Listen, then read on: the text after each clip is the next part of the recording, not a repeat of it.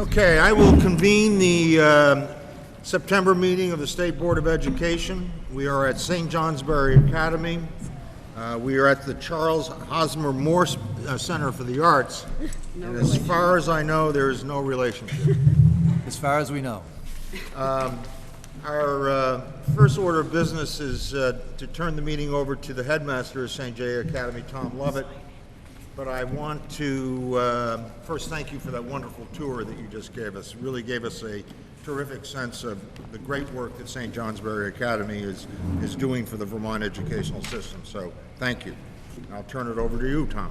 Well, first, just welcome and thank you for agreeing to meet here. It's an honor to host you, and it's a beautiful day. Hopefully this venue will suffice for your meeting, but we've been looking forward to hosting you for a while. A few words about St. Johnsbury and what you just saw on the tour. None of that would be possible without us having a twofold identity. One is an independent school with an independent board that has no term limits and has a stability that refreshes itself with new board members every 6 years or so. We don't need term limits. We find that that takes care of itself as people get on and off the board. But that stability of vision has created the campus that you saw. It also helps in raising money. As I said, nothing that you saw today as far as a stick of brick or a square plot of ground was funded with taxpayer dollars. It was all alternative or private funding. It also allows us to be so innovative and responsive with our curriculum and our supports. When we see a need for a program, we're able to respond to it pretty quickly as an independent school. And if we see something in the market that we think would entice students from around the world or around the country to come here, we're able to add it. I do want to mention the second part, though, which I think is important, especially in the work that you do. From our founding, we've been a school deeply connected to the local community. And as we become a world-class boarding school, we recognize that if this area, if the Northeast Kingdom, and specifically the town of St. Johnsbury, is not thriving, then it's very hard to attract students from around the world to spend $50,000 a year to come here. And so we are active partners in the cultural institutions here. We are active partners in economic development in some ways that I mentioned along the tour. But we really do want the best for all age groups, from infant to senior citizen. We want this to be a healthy place, and so we have a lot of programs outside of what would be a normal high school education program to help make that happen. I know that there's some questions about our graduation rates and where our kids go, and because we accept a wide range of students who function below the first grade level, to students who are twice exceptional on the autism spectrum, but also very talented. And then we have students who are AP scholars, some of the best in the country. Over 80%, almost 90%, go to a 2 or 4 year school. About 7% go directly into employment, and about 3% go into the military. Because of the complexity of our student body, the number of international graduates, for example, it's hard to track how many graduate in 4, 5, and 6 years. Also complicating that is the local students who go to, say, CCV or Linden State, who find it financially difficult to complete their education in successive years. Our rates are probably lower than they would be in a more affluent or a homogeneous community. And I think that second point about the cost of higher education is important when you look at the value of dual enrollment. And I know it's come under some attack in some states, but for $100 for 3 college credits, for a student in the Northeast Kingdom to be able to transfer those credits and really get a leg up on their freshman and maybe their sophomore year, that's a real boon for our kids in as far as aspiring to do great things once they leave here. So we have very good partners in dual enrollment, and we think that that's going to help raise the rates of completion in 4, 5, and 6 years. Thank you. Are there questions of the headmaster? Mark? I've got them answered. Yep. All right. Any other questions? Thank you very much. We're going to enjoy our day here. We got a lot ahead of us, but thank you for getting us off to a great start. Thank you again for coming and seeing our campus. I hope you have a great day. Okay. Thank you. Why don't we, let me first remind folks, if you have not signed in already, there's a sign-in sheet over on my right here, so please sign in if you have not signed in yet. We'll go around the table and ask the board members to introduce themselves. I'm Stephen Morse, the chair of the State Board of Education from down south in Windham County. I'm Sean Marie Oler from Bennington. I'm Connor Salamano, non-voting student member from Rutland High School. Krista Hewling, and I'm from Jeffersonville, Vermont, and I have my daughter, Cora. Who's a full board member, by the way. Yeah. This is her, I believe this is her 10th or 11th meeting Yeah, that she's probably attended. 11th meeting at this point, so should have voting rights. I'm keeping track. Rainbow Chen, voting student representative, Winooski. Stacy Weinberger from Burlington. Mark Perrin from Middlebury. Peter Peltz from Woodbury. Rebecca Holcomb, Agency of Education. Thank you. So again, if you haven't signed in, please sign in. Are there members of the public that wish to be heard this morning? Yes. For the record, would you state your name and the reason you are here? My name is Retta Dunlap, and I'm here for homeschoolers. I'm also from the town of Woodbury, where Peter lives. Can you speak up a little? Can you hear me all right? There's a lot of background noise. There's a fan going, so if you could Yeah. speak up, that would be awesome. Okay. Do you mind if this? No, I don't. Yep, no problem. My name is Retta Dunlap, and I'm a homeschool advocate here in Vermont. I am also a retired homeschooler. I homeschooled all four of my children K-12. My youngest is now 27, the oldest is 34. 3 of them still live in Vermont, 2 of them own a business here. One of the reasons I'm still around is that I like homeschooling, and I have the opportunity and the ability to keep an eye on the statute, because what the statute was, 166B, was put in place in 1987, and what it did is the agency and homeschoolers are 2 sides of one coin melded together by that statute. So there's a process in place that we all follow, and sometimes the process gets a little off kilter, as it did this past summer during the enrollment process. The agency changed a form, and it caused some confusion, but that was not the only thing. It was a perfect storm. We had a teacher who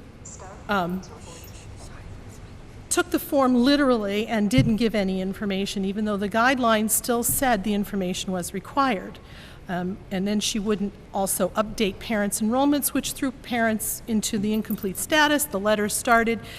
There's a lot of other things surrounding that to create this perfect storm, but I've since spoken with Secretary Holcomb and with Claire O'Shaughnessy, and we're working through the conflict. And I just have some homeschooling families here today to let you all know that we're here, we're active, and we care, and we want to work with the agency, because it's really about the process. If the process is working, the state's interests can be satisfied in the education of the children, and our right to home educate our children is protected. And that's really what the statute was for. And every 4 or 5 years, there seems to be a bump in the road, and it goes back down. So I guess in a way you could say for the homeschooling movement in Vermont, I'm institutional knowledge, because I've been through this before. And parents who are, they're enrolling, they're educating children, they don't have time to do this. I've also worked as a lobbyist at the State House for a few years on school choice issues and education issues. So the skill set is there for me to help them keep an eye on this, and we're just here today to let you know that. When the statute was put into place, a position was given to the agency called the Home Study Consultant. I don't know if that's an official title. I don't know where that is in the process or who that is, but this person has by tradition always been a homeschooler or a retired homeschooler. And we tend to look at Bryn Reed as our home study consultant. because she was a homeschooler. She homeschooled special needs kids. She knows this process. She knows a lot of the history of the statute that I know. So that's one person that we like to turn to. So I know that Karen Agnew held that position before. I don't know where the title is now, but that's someone that we look to and we know. This conflict is almost over. There will probably be a couple of hearings called out of it just to get the additional information. A couple of families, I think, want to stand on principle because of the confusion. And once lawyers are involved and the agency in hearings, I, as an advocate, kind of step back and let that process go forward because I really can't do anything about it anyway. When that's over, Secretary Holcomb, we want to work with you. I thank you for you and Claire for the response that you've given. I know that you all are, if parents get this little bit of information to them, you have a 24-hour turnaround time. Thank you, because these children are not enrolled anywhere at the moment. We call it technical truancy. It's not a legal term. These kids are being educated. They are being cared for. It's about the paperwork. And in this particular instance, these parents were caught between a new form and one teacher's interpretation of it, because these enrollments focus on one teacher's letters. So there's a whole history there. But I just want to thank you and let you know that we want to work with you. Thank you. You want to respond? I want to thank you too for coming, and I want to thank the homeschooling parents who also are here today. And I know this is incredibly important, and I've had the privilege from hearing from some of you as well. And I know how much you care about your children, or I know you would never make this investment. So I want to start by saying that.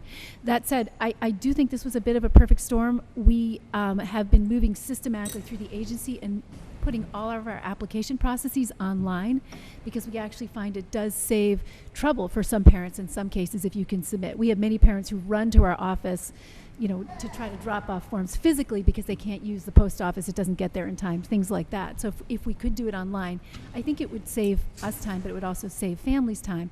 When we transitioned, we kept the forms the same, but we did have this one issue with one individual teacher, and really what it did do was highlight a need to just sit down and have a conversation again.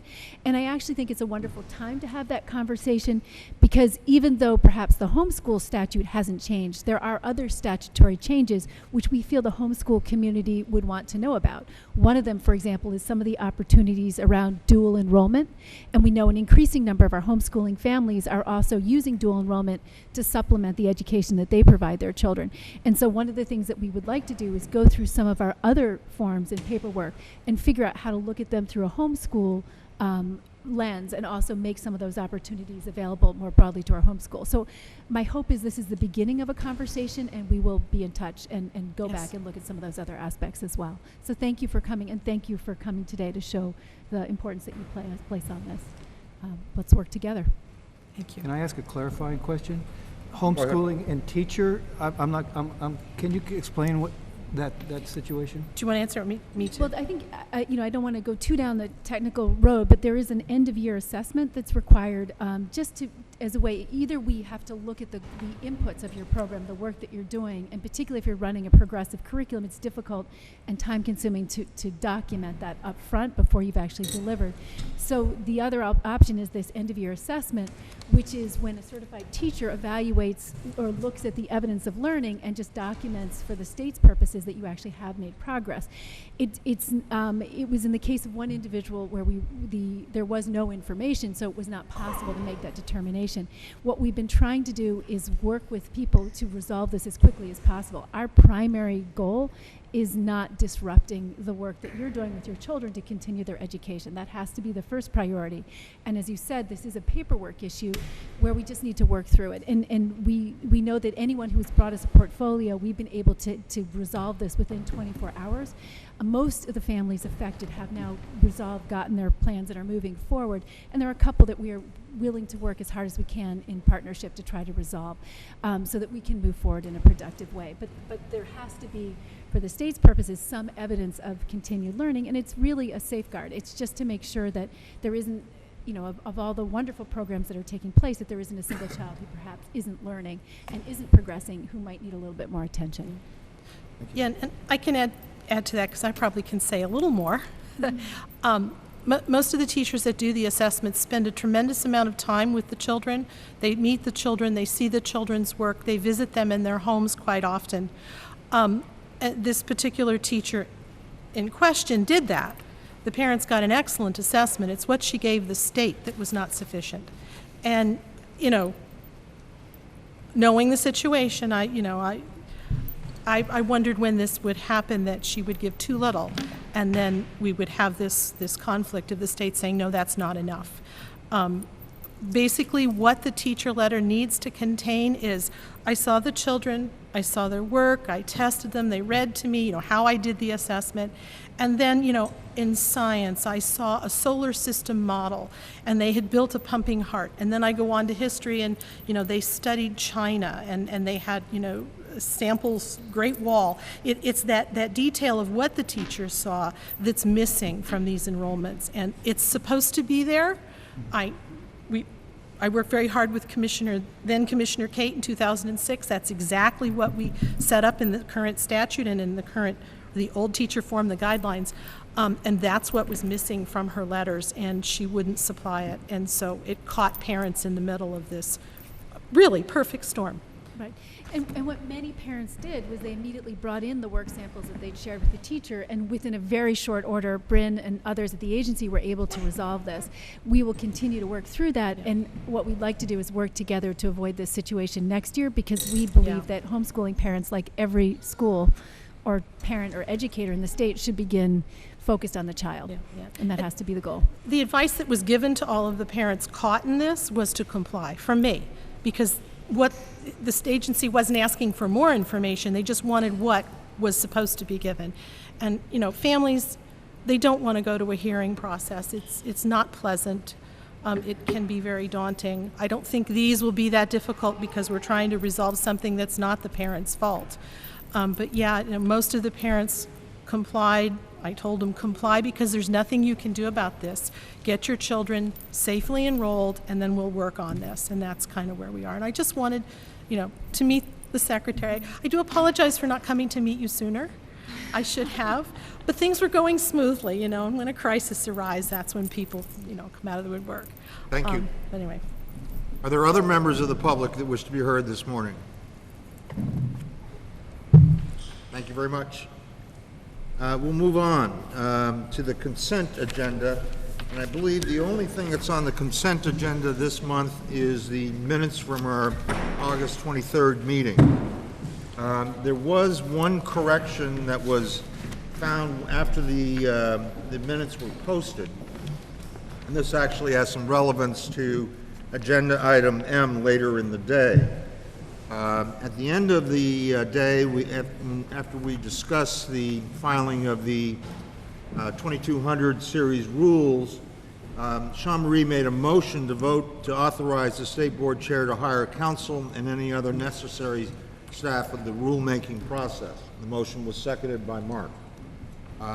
So with that correction, if you're comfortable with that, I would say that the minutes are in order for the consent agenda is in order for a motion. So moved. Second. Been moved by Sean Marie, seconded by Peter. Any discussion? Just that the newly printed minutes will be posted and exchanged for the old ones. Yes. Yes.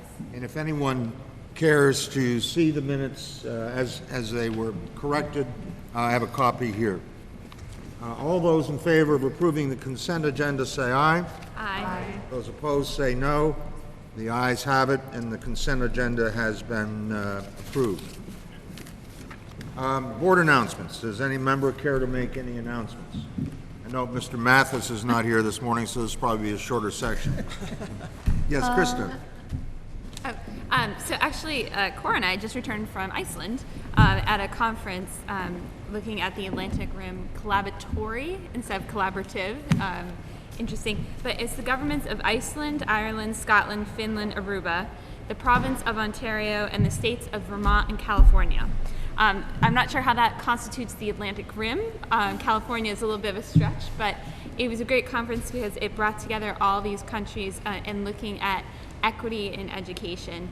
And it was a really powerful conference because learning from these various systems and seeing what their challenges are and their successes and being able to share that with ourselves. I know it was really great to think about Iceland, which has half the amount of people, but roughly the same amount of children in public schools, and thinking about the challenges they have with geography and coming up with opportunities for those in some of the smaller schools and sometimes where there's only 4 or 5 students per grade. So some of the common issues that we have. Talking with Ireland and coming up with how do you fund special education and how do you make that work and providing opportunities for everybody, especially in those smaller schools. So it was a really great collaborative coming together and thinking about sort of what vision do we share and how do we make more equity for our children, not just in Vermont, but learning from our partners around the world. And also, I just want to say that it was so nice to be part of the Vermont delegation because Rebecca is so respected worldwide. So it was just, I know we love her here in Vermont, but her fan club extends outside of Vermont into the world. And so it was a pleasure to see that and to see how Vermont's status is seen compared to those countries. When you have Finland is really excited Vermont's there, and everybody always talks about the Finnish model, but they wanted Vermont at the table to be part of the conversation. And I hope this is a first time the meeting has happened. So all those governments had officials there, and there are other countries represented, not by their officials, but Norway had representation, Australia had representation, and hoping that this continues on in the future. It's questionable how that will look in the future, but I know the Vermont delegation, we were really hoping that it might look at going and doing site visits between these different countries and being able to evaluate systems. And it was very therapeutic to try to explain the Vermont system to other people. And it made me think when we were reviewing this packet in the map that was, I think it was Addison, it was for Bristol, showing what the governance looks like, trying to explain that to somebody from Ireland, and they're like, what? How does this work? So it was very interesting trying to explain your system to somebody else and having them kind of mirror it back to you and asking you good questions. So hoping that process can continue. But it was a pleasure to go, and hopefully it will continue. That's kind of the up in the air where this is going. Thank you. Rainbow. As I mentioned last meeting, I said I was going to be attending the Next Generation High School Summit in Washington, D.C. I attended that September 12th, last Monday, and it was a really exciting experience. I got to meet teachers, administrators, U.S. Department of Education employees, and I got to shake hands with the Secretary of Education.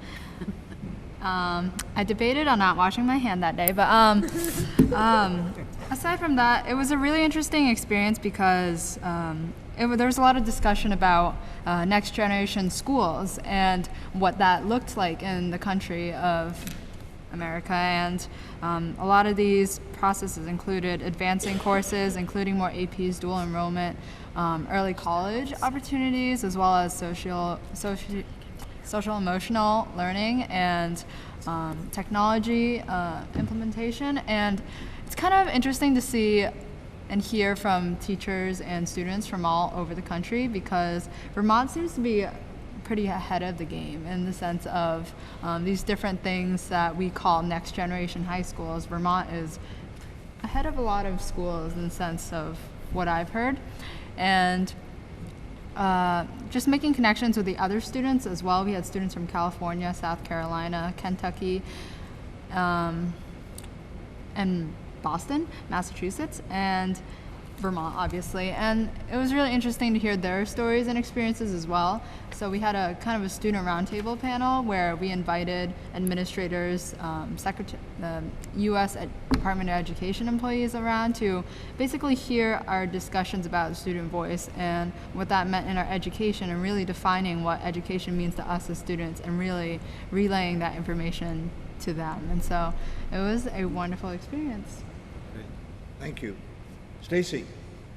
I had the honor of serving as Rebecca's designee at the Chittenden South School District organizational meeting. And it was really quite exciting, maybe because I'm that kind of wonky sort of policy person, but it was exciting to see this group come together to celebrate this kind of new status as a school district. In particular, Superintendent Pickney had me highlight basically 15 years worth of work, 3 different study committees who had worked through these issues, looked at opportunities for students, looked at local control, looked at voice, and kept striving for like, okay, it's not right at this time. Okay, maybe it's not right at this time, but we'll merge these things, we'll collaborate this way. And then finally we're ready to make this step. And it was exciting to see how proud they were of how much, I mean, hundreds and hundreds of hours of people's time to make this happen, and expressed our enthusiasm for this great next step. So it's nice to be there. Thank you. Thank you. Other board announcements? If not, we will move on to the secretary's report. First of all, I'm glad to hear that, Stacy. And as somebody in that area once said to me, it's not really about local control, it's about local responsibility. And what they were saying is it was really a privilege to be part of rethinking how they would provide for their kids into the future. And I think that just came through so loudly in their conversations. So. Especially because it wasn't, just easy. Like, it was clear that it was hard, and they made it work. Yeah. They did. They worked and they made it work. And they figured out how they'd work together to make it work. So that was nice. I'm grateful to Krista for giving such a nice update. Thank you. I think the Vermont contingent did very well, and I think people across the board were impressed by the breadth of stakeholder involvement in Vermont. The only thing I would add to your summary is that one of the outcomes or suggestions coming out was also to do a student summit with respect to what are the opportunities to learn students have, what's getting in the way of improving and enhancing those opportunities to create a more structured opportunity for students to have voice in some of the conversations that we're seeing at the state level. So hopefully that will move forward. I wanted to just update you. I know that you've seen in the news an article about the developmental learning measure, the DLM assessment, and I just wanted to let you know that that is a symptom of a larger issue that we've had in that nationwide and national policy, there's been increased writing of assessments into policies so that we actually have to implement them in a certain way. Because it's an industry with a high threshold for entry, it's very expensive to put on one of these assessments.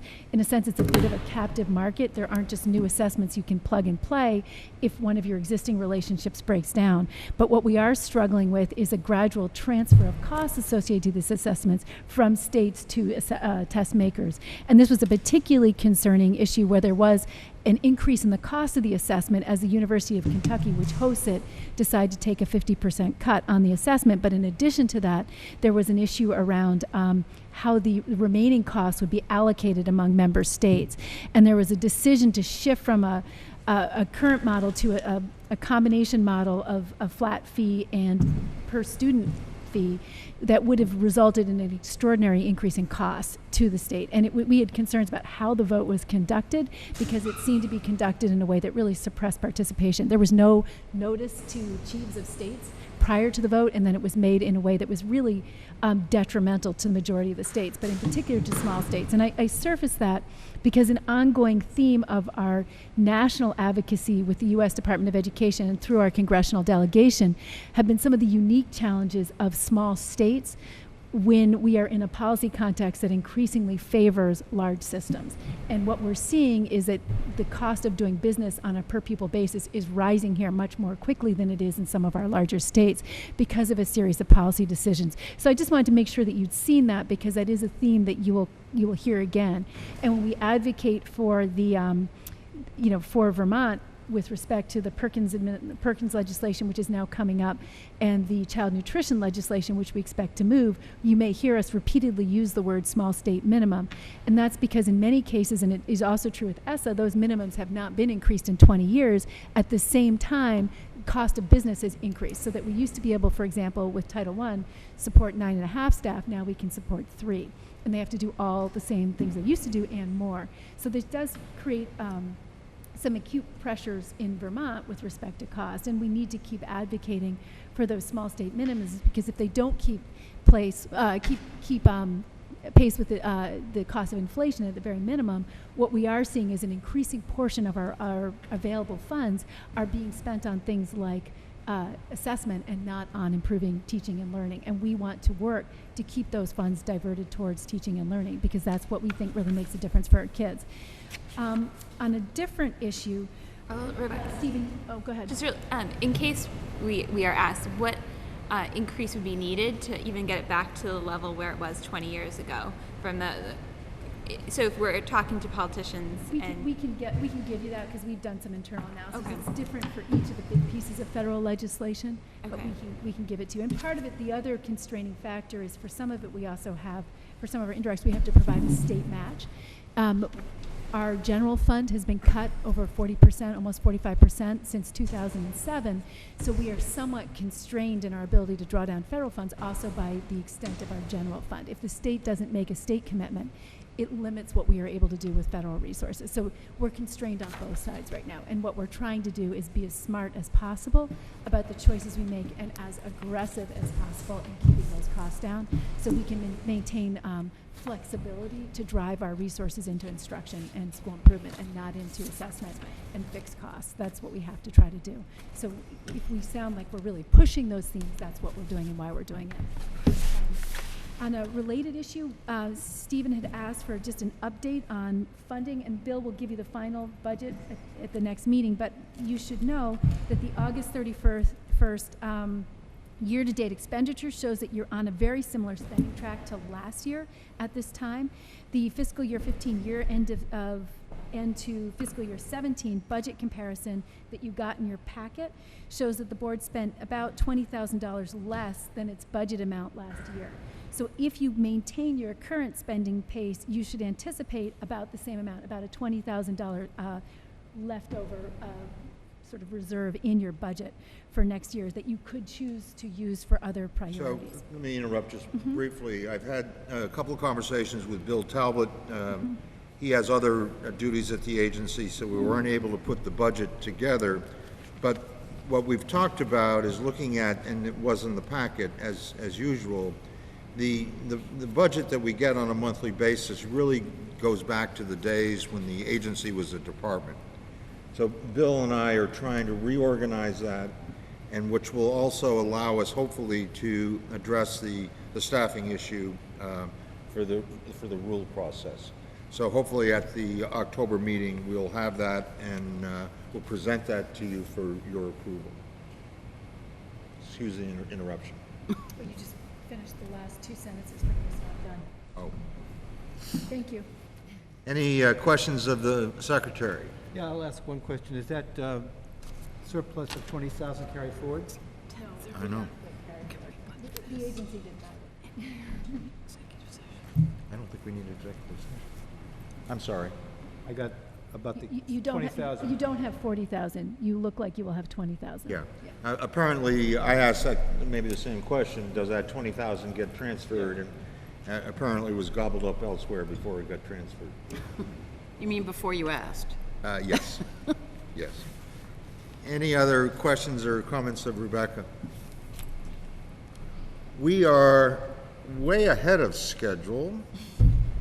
Could I interject then one thing? Sure. Although I would like to hear your suggestion on making up for that. Rebecca, I was just wondering if you might reflect on any news for the opening of school throughout the state.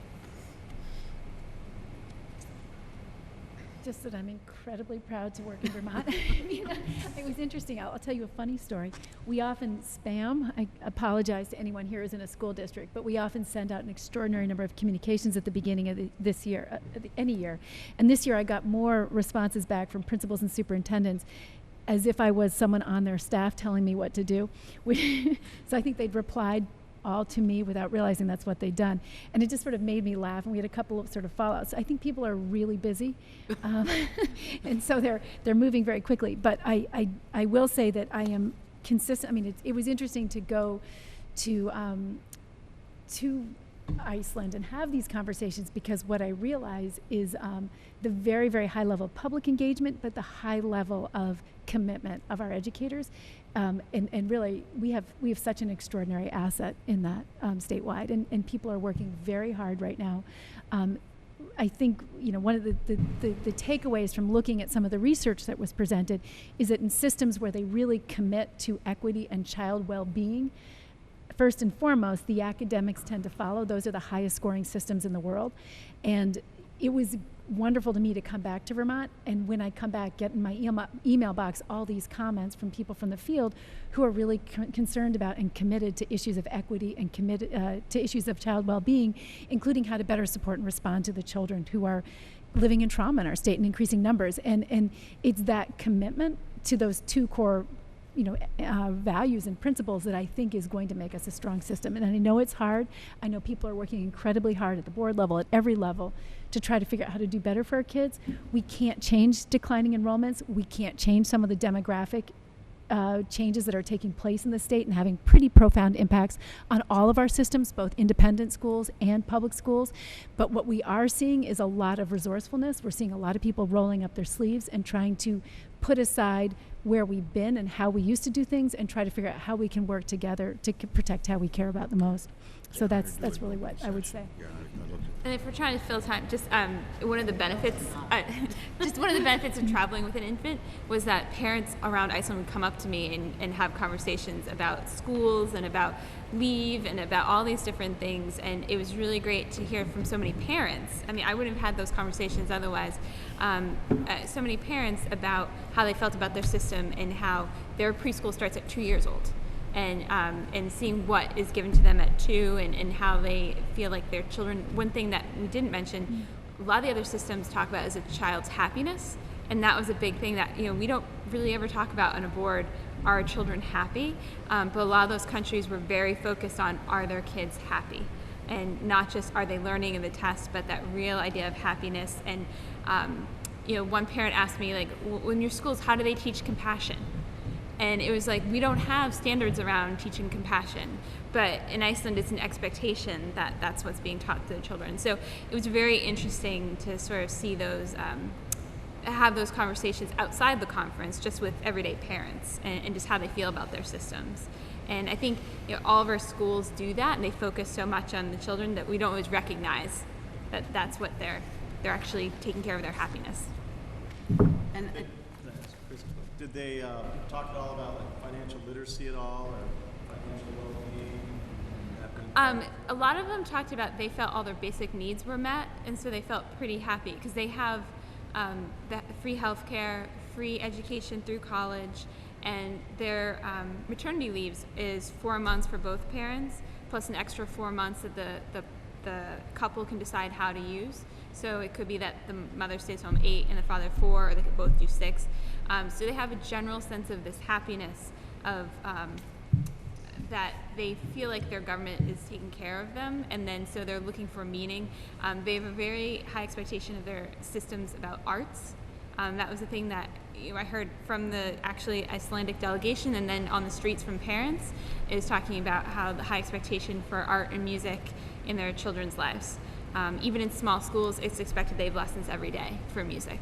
And they wouldn't take anything less, because they say music brings happiness, literature brings happiness. So they look at it in a different lens, but they demand those things of the system. But nothing particular about financial literacy. so Rebecca, I guess what this points to, and I think we talk about it all the time, is the well-being of students, but we cross departments or agencies in that. So there always has to be collaboration and working together with Agency for Human Services, because we're as much as we talk about the silos, and I hate that expression, that but we are we're different agencies in different areas, and people have to work at working together. So it just points out that it's not really a fluid system, although we try and make it that way. Right. Well, I think in that vein, I mean, one of the reports I looked at again on Monday was a report that was submitted to the legislature a couple of years ago on what are the supports that we have in place for mental health in schools. And we actually are spending quite a bit. I think there are some questions about whether we're targeting those dollars as effectively as we could across sectors. And so I think there is room for those conversations, and certainly I hope we can surface them and continue to have them as the systems move forward. Stephen, I did think of one other thing I probably should mention, because you've seen it in the newspaper, and that's pre-K. I just wanted to go.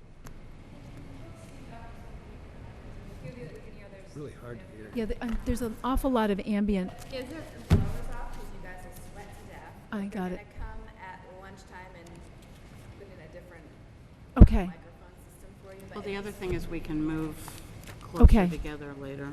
If you also can lean into the microphones, I think that probably helps. Then at least you have the record. I suspect no one's having trouble hearing me, is that correct? Crystal. He's And you're good at facing that. them too, so that's right. So You had one more I just comment. wanted to update you. You've probably also read this in the media, but that Pre-K Act 166 has begun. It is moving very, very smoothly, and we're hearing very, very positive reports from some parts of the state, and we're absolutely thrilled about that.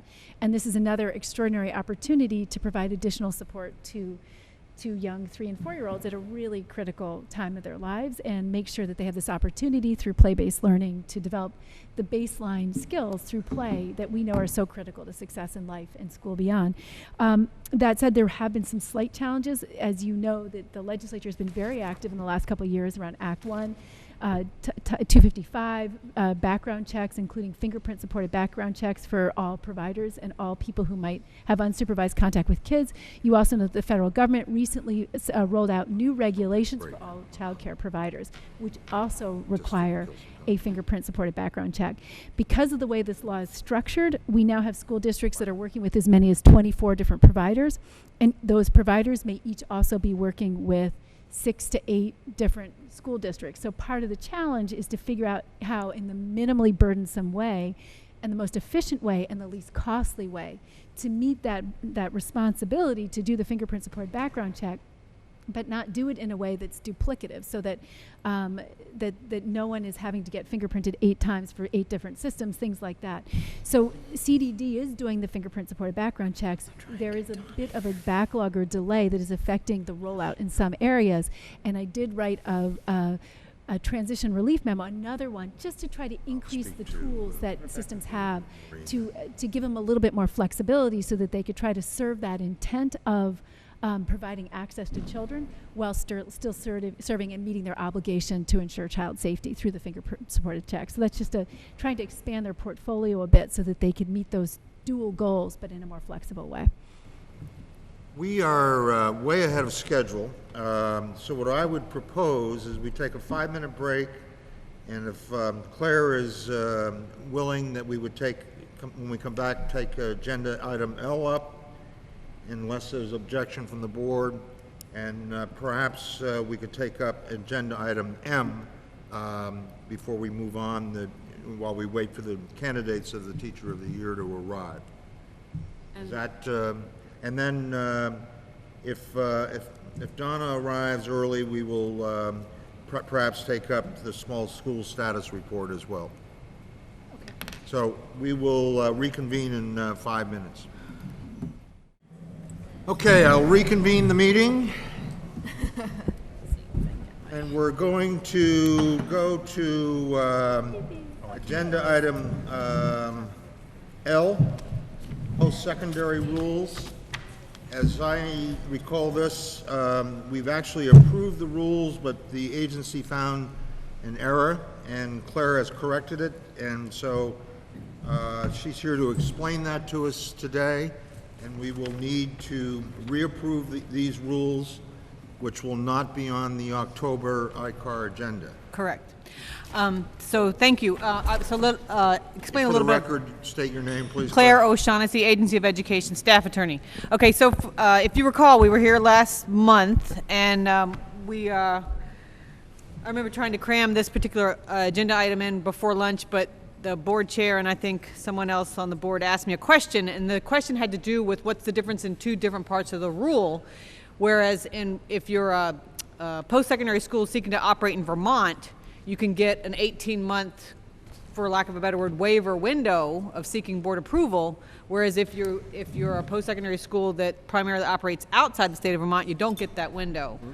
And that should have been a clue to me to go and actually look at the statute, but I went to Cassandra Ryan, who helped to update the rule, and she explained to me the difference, which was initially that was done so as to not discourage business in Vermont. However, the legislature closed that loophole in the actual statute. So that doesn't exist whether you're chartered in Vermont or out of Vermont.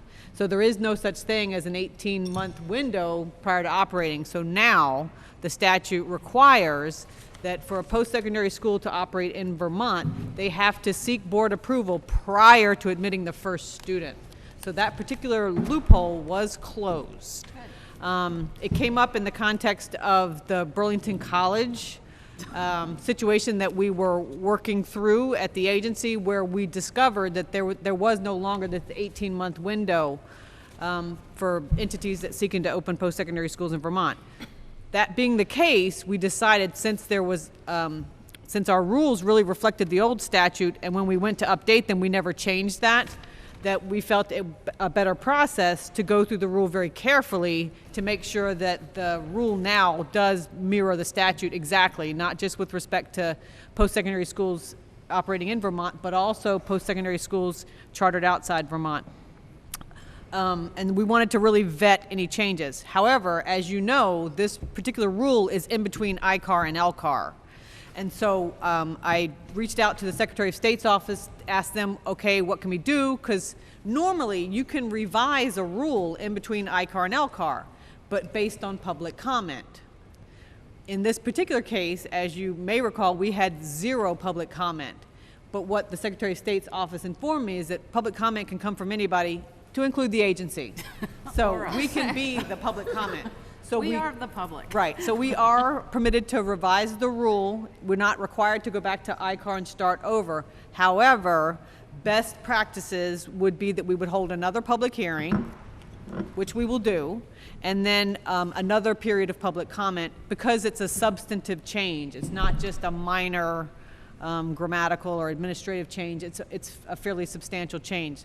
So what I'm asking the board to, I guess, ratify that process, which is that we will then do a careful scrub of the proposed changes to the rule, make revisions to make sure that it complies with the statute, hold another public hearing, another public comment period, and then propose to move the rule to LCAR. Because that will take at least a month, maybe we can do it in a little bit less. We have to, whenever we set the public hearing, we have to leave the rule open for public comment for at least 7 days post that. If I can do all of that before the November board hearing, my proposal would then be come back to the board, say, here's the rule, now can I go again to LCAR? So that's kind of the status of where things are. We need to do something today. There is a motion. Yep. I make a motion to the state board authorize the agency to conduct another public hearing and additional public comment period on the proposed revised amendment to the state board rule 2240, certification of post-secondary schools prior to the filing of LCAR. Is there a second? Peter seconds it. Is there any discussion on the motion? Can I just Peter? ask, how is this going to impact the is it going to impact the Burlington College situation? Well, what it has highlighted to us is that, one, there probably needs to be a statutory change, because, as you know, Burlington College was exempt from under the statute because they were in existence at the time the statute was created. So it's our belief that they would need to actually be removed from the statute. And so basically, it kind of resets the clock for those that exist now, but anybody coming afterwards is going to have to go through the new statutory process. So I don't know that it's going to affect them per se, but what it did do was motivate us to move for a change in the statute to get them removed, so that we don't have to. They don't continue on in existence, because, as you know, they still exist as a corporation, a named entity, until they until they do go through dissolution. But we don't want them to then recreate themselves, with donors, and then come back into existence, knowing that we have the records that the taxpayers have shelled out money. So that's just more on the agency's legislative to-do list. Thank you. Other questions or comments? If not, all those in favor of the motion say aye. Aye. Those opposed say no. The ayes have it, and we've approved the motion that sets in motion the rulemaking process. Thank you. Thank you. I just want to point out the screen here. What? The screen. It's to Yes? keep us awake. Oh, For those of you who can see it. Yeah. Hypnotized. unless there's objection, I'll move on to item M and give you a update of where we stand on hiring independent counsel for the State Board of Education.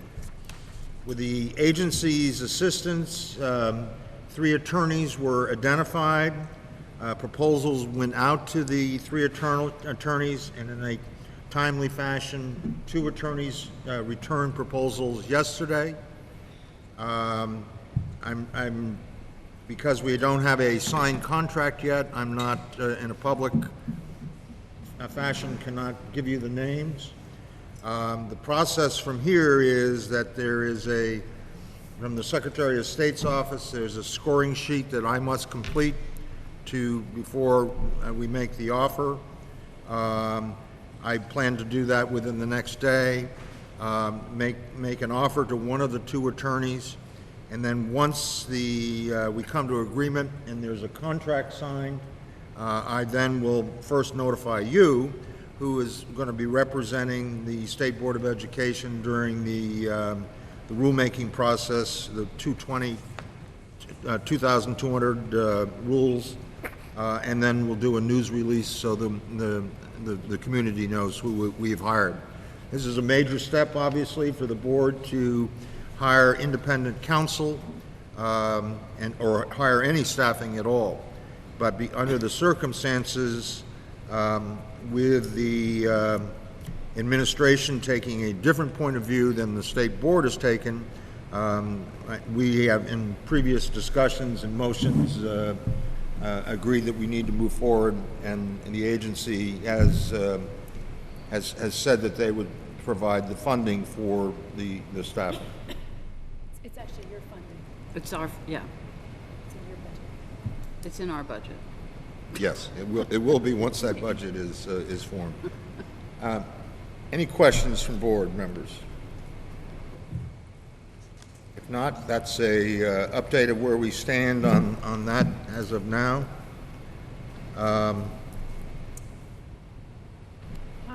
Yeah. I think we're going to recess and Is Amy or Donna on their way? I'll call Amy and find out if she might be coming.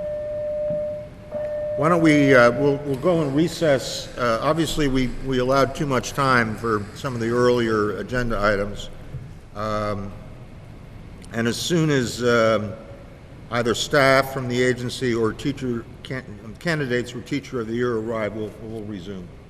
So we'll stand in recess for now. We're on agenda item number H. It's really kind of the highlight of the day, where we get to play our role in the selection of the Vermont Teacher of the Year. This is a program that's run by the Council of State School Officers, and if you all know, in your packet you have a scoring sheet, and we're going to hear presentations from 3 semifinalists, and if you would, on an individual basis, please complete the scoring sheet. And based on the testimony, this is it's really quite a high honor. For those of you that haven't been through this process before or don't remember, the Teacher of the Year for the state of Vermont competes nationally against other Teachers of the Year, and I believe part of it is that there's a reception at the White House at some point. So this is, and our role here is we're not making the final selection. We're just playing a part of this. There's other players involved, but it's a very important thing that we do. So Would you like to add anything, Madam Secretary? Just that this is one of the highlights actually for the board, and what we tend to find is that we learn something really important from the field about what really matters to teachers, and we know our system is strong because of educators like the ones we're going to hear from today. So it's just a privilege to welcome you today, and thank you for all you do for your kids, because they're our kids too, and we really appreciate it. Thank you. So the first person I'd like to call up to the table is Corey Smith, who is a 4th grade teacher at Proctor Elementary. Even though I've just announced who you are, would you, for the record, would you state your name too, please? Sure, my name is Corey Smith. Good morning. I want to start off by saying how honored I am to be sitting here in front of you today speaking to you. Allow me to introduce myself. My name is Corey Smith. I am a snowboarder, a hiker, a knitter, a traveler, but best of all, I'm a parent and I'm a teacher. I am the parent with my husband to 2 wonderful boys, Maxton and Andrew, ages 5 and 8. And this year was actually a very big year for us as we sent our youngest off to kindergarten. There may have been some high-fiving as we walked down the halls after dropping him off this year. I grew up in Vermont and received all of my schooling here. I am happy to say it is because of my experiences and the wonderful teachers that I had that I chose this profession. I blame them for where I am today in every positive way possible. I received my undergraduate degree in multidisciplinary studies from Castleton University, when it was still Castleton State College, and my master's degree in special education K through 8 from the College of St. Joseph. I hold a Vermont license for both elementary education and for special education. Like many college graduates looking to get into the field of education, I've held positions as a paraeducator and as a substitute teacher before becoming a classroom teacher. Currently, I am entering my 10th year as a classroom teacher at Proctor Elementary School. This is my 5th year at Proctor Elementary School, but 10 years overall. Proctor Elementary School is a small K through 6 school located in Rutland County with a population of about 130 students. Over my 10 years of teaching, I have taught 1st through 4th grade and have even taught a few of them together in a multi-grade format. This year, I am teaching 4th grade to 14 of the most wonderful students. As I have changed grades just about every year at Proctor, I have really been awarded an opportunity that most teachers don't get. Some of my current students are with me for their 2nd year, and some even for their 3rd year. This has allowed me to get to know my students and their learning styles, and it has really allowed them to get to know my routines. My philosophy of teaching has changed and grown as I have changed schools, changed grade levels, and as my teaching style has evolved. I feel the saying that it takes a village to raise a child is really applicable to teachers as well. It takes a village to create a teacher. I find that my philosophy mirrors my supervisory union's mission statement, that we exist to ensure that all students learn at high levels. It is with this mindset that I plan my lessons and that I greet my students at the door each and every morning. I truly believe that every child can not only learn, but can do so at high levels, and it is my job to help those students reach their full potential. If I were selected as the 2017 Vermont Teacher of the Year, my message would center around the heart of education, the students. I would first like to address the students with a message. I want our students to know that they are capable of greatness, but they need to work for it. Our students should be setting their goals high, believe they can reach those goals, and then work as hard as they can to get there. There's a quote from Pooh's Grand Adventure that I often share with my students to motivate them and feel it really applies to every student. The quote is, "You're braver than you believe, and stronger than you seem, and smarter than you think." Secondly, I would address our communities with a message that mimics my philosophy, that we exist to ensure that all students learn at high levels. All students can learn, and they can do so at high levels, but we must remember that students are individuals. Learning will look different for each and every student, and so will his or her success. Students need to know that we believe in them and that we're going to push them to reach their highest potential. Students need to know that we are not going to give up on them. This goes beyond teachers and the classroom. We all, teachers, administrators, parents, and community members, play a role in the education of a young person. We all need to be involved. In my own experiences, I have noticed a positive change not only in the school community, but in the larger community, when teachers and administrators, students, parents, and community members come together. The relationship between our school and the town has become very positive since the introduction of PBIS, and the opportunities available to our students have increased. We constantly have community members in our schools filling many roles. They help us build gardens, they read to classes, they participate in 4 Winds, they attend our bi-monthly assemblies, and so much more. The mindset of it's not my class, it's not my child, and it's their job needs to change. We all need to be invested in student learning. These kids are our future. I challenge our schools and our communities to come together, volunteer to read to a class, mentor a student, make open house for the community and not just for the parents, and reach out and look for members of the community that want to share their unique skills. I believe for students to truly learn at high levels, there must be a partnership and ownership of learning between us all. Thank you. Thank you.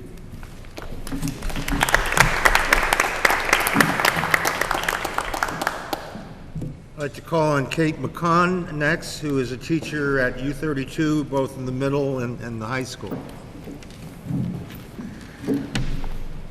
For the record, my name is Kate McCann. Sorry. I gotcha. Hi, my name is Kate McCann, and I'm honored to be with you today as a candidate for Vermont Teacher of the Year. Thank you in advance for allowing me to introduce myself and share these remarks. I'm a proud graduate of the University of Vermont. I launched my teaching career in California in 1998. My husband and I returned to Vermont in 2004 to start our family. We have 2 beautiful girls, both of which are attending Montpelier Public Schools. After completing a 1-year assignment at South Burlington and a wonderful year at Oxbow, I took a position at U32 Middle High School in Montpelier. My current teaching schedule includes geometry, geometry lab, and advanced placement statistics. In addition to my classroom teaching, I'm a U32 Education Association leader, co-president of the Vermont Council of Teachers of Mathematics, and the candidate support provider for those in Central Vermont pursuing National Board certification. Teaching is an opportunity to make long-lasting, close personal connections with young people, to make a difference in the lives of others. Mathematics is my talent to share with them. While teaching the whole student to persevere and problem solve, while fostering cooperation, informed improvisation, and citizenship, I have the chance to share my enjoyment and amazement of the power of mathematics. Every student can learn mathematics. It's my responsibility to coach them along as they discover what math can do and its relevance to the world around them. While visiting DC nearly 2 weeks ago to accept a Presidential Award for Excellence in Math and Science Teaching, I had the unique opportunity to participate in the Symposium on Active Learning in STEM Education, where I learned that the National Science Foundation expects that 1 million people are needed by year 2022 for careers in science, technology, math, and engineering. Yet of all those who graduate high school, only 4% go on to study in these fields, and only 2.5% of those actually take a career in STEM.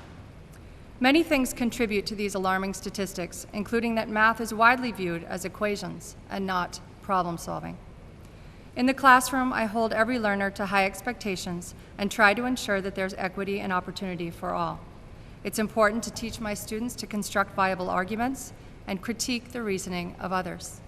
In the classroom, students demonstrate proficiency when they can explain and discuss their thinking processes aloud, make conjectures and build logical set of statements to explore the truth of these conjectures, and listen to the arguments of their peers while asking clarifying questions to decide whether they make sense or can improve the argument.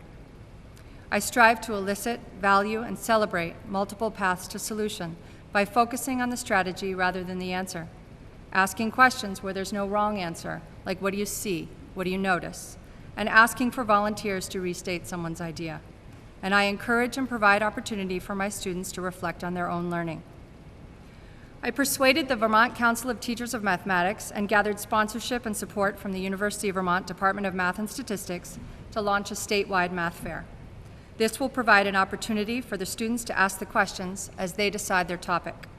Our goals include creating an assessment to incentivize the active learner, inspiring curiosity, generating excitement around mathematics, providing low-stakes competition, reaching a wide audience, and affording a big opportunity for high school students to attain evidence to demonstrate proficiency in transferable skills and math proficiency through a flexible pathway.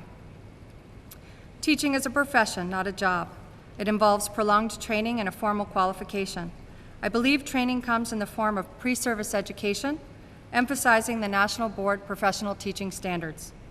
Every student deserves to have an accomplished teacher in the classroom. With no common definition of accomplished, National Board certification is the great equalizer. The process provides the opportunity to watch hours and hours of yourself with your students, justify your professional choices in the classroom, and the occasion to think critically about your next steps to improve student learning. It's the profession's gold standard for accomplished teaching, based on standards that define what teachers should know and be able to do to advance student learning. Now more than ever, it takes a village to raise a child. In the words of former UVM professor James Barber, I would echo his call that we be the better person in the presence of others. Every day, we need to be exemplary role models for young people. In doing so, we should demonstrate kindness, accept and embrace our individual differences, be gentle stewards of the earth, slow down and look those we're talking to in the eye, and say our please and thank yous. If a young person looks sad, express concern. If they look lost, ask if you can help. And if they look excited, show and share in their interest. Only as a collective whole can we make our world a safer place. Thank you very much.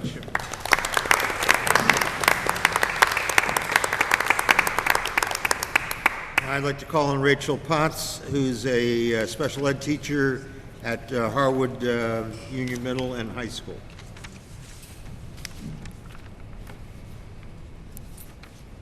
And my name is Rachel Potts, for the record. Picture, if you will, a student and an internship mentor hovered around a laptop.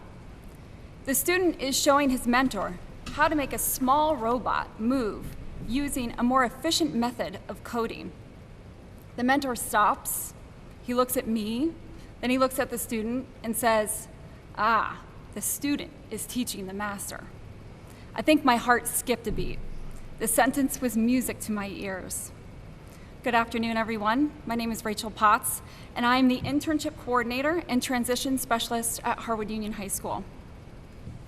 I'm truly honored to be given this opportunity and to be a teacher who develops personalized curriculum and opportunities based on individual needs and interests. I'm also proud to be a teacher who models equity by serving all students. If given the honor of Vermont Teacher of the Year, my message would be to collaborate and connect. We need to take advantage of the incredible resources in our communities and facilitate connections between professionals and students. In addition, an important part of being an accountable teacher is to start answering the question, how is this relevant? By inviting guest speakers to talk about their careers and their school experience, we can start to answer that question. Last year, I started an opportunity at Harwood called Career Lab. I invited a number of professionals to discuss their careers with students. They included a graphic designer from Rome Snowboards, a music therapist, a Vermont State Trooper, a criminal psychologist, a United Nations translator, a senior writer for Sports Illustrated, and a member of Bernie Sanders' office. Students came prepared to Career Labs with questions for our guests and were given an hour to explore a field that was of interest. One particular Career Lab stands out due to the lasting impacts it had on a student of mine. I'll call him Ethan. After hearing a VPR interview with Bruce Duncan of Teresium Movement Foundation, I invited him to talk about his work with Harwood students. In the middle of nowhere, Vermont, which could be a lot of places, he's developing artificial intelligence with a robot named Bina 48. Ethan was intrigued and attended part of the Career Lab. Now, Ethan is not exactly a motivated student. In most of his classes, he does what is necessary to get by and moves along. However, the idea of working with Bruce and robotics brought him to life. I arranged a meeting with Ethan and Bruce, and we proposed the idea of a digital internship, which would allow Ethan time to learn a specific programming language while maintaining contact with Bruce over Skype and email.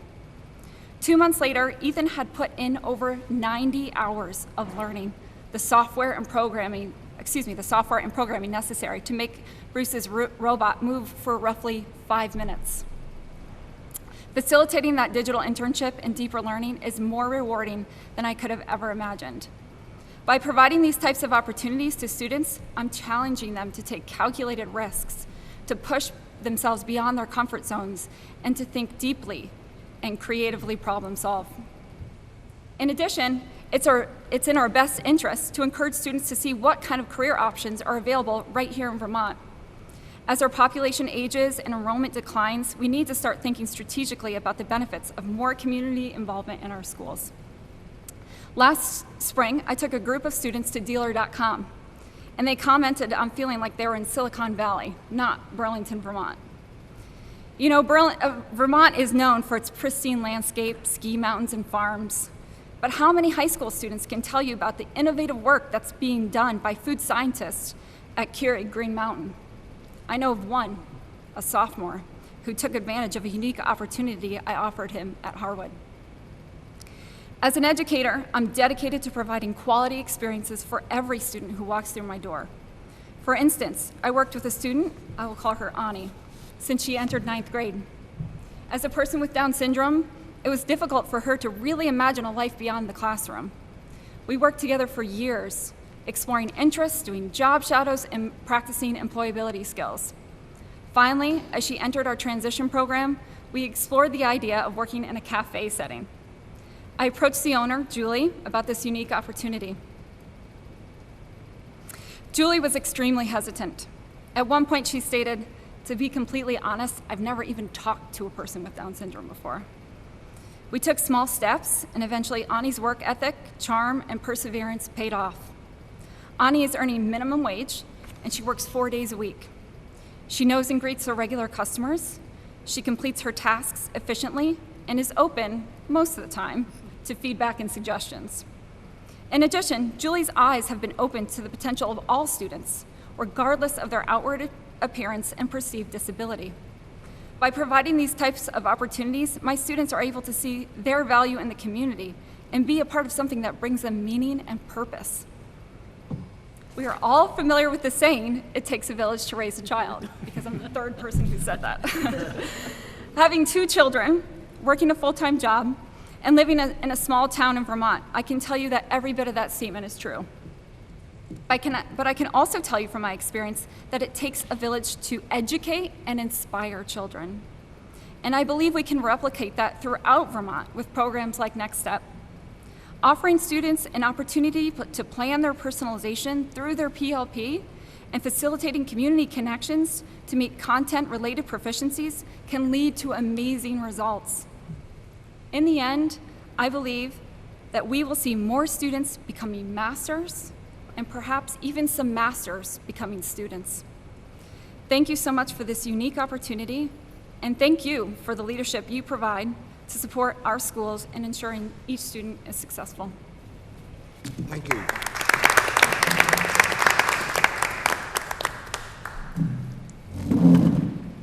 I believe that completes our agenda for the morning. Unless any board member has anything they'd like to bring up. If not, we will... I'll just say, hearing you three really makes my role, and I'm sure everybody else agrees on here, very, very enriching to know that you're doing the work you're doing. We look at the sort of the more mundane stuff, but to hear you right from the classrooms come in here and express what you're doing is just terrific, and it makes, from my standpoint...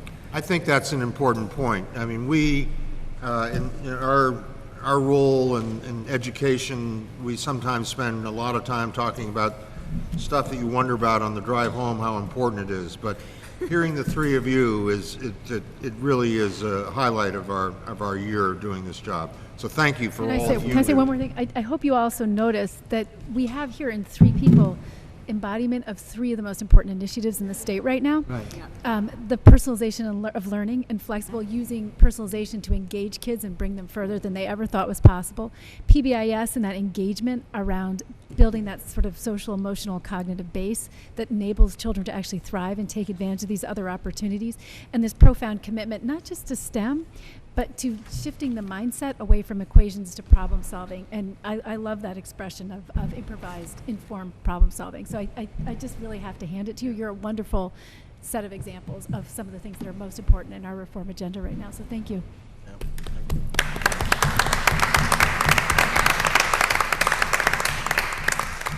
thank you. Thank you, and I hope you were planning on staying for lunch as well. When you've completed your score sheets, just to keep them all together, why don't you hand them in to me?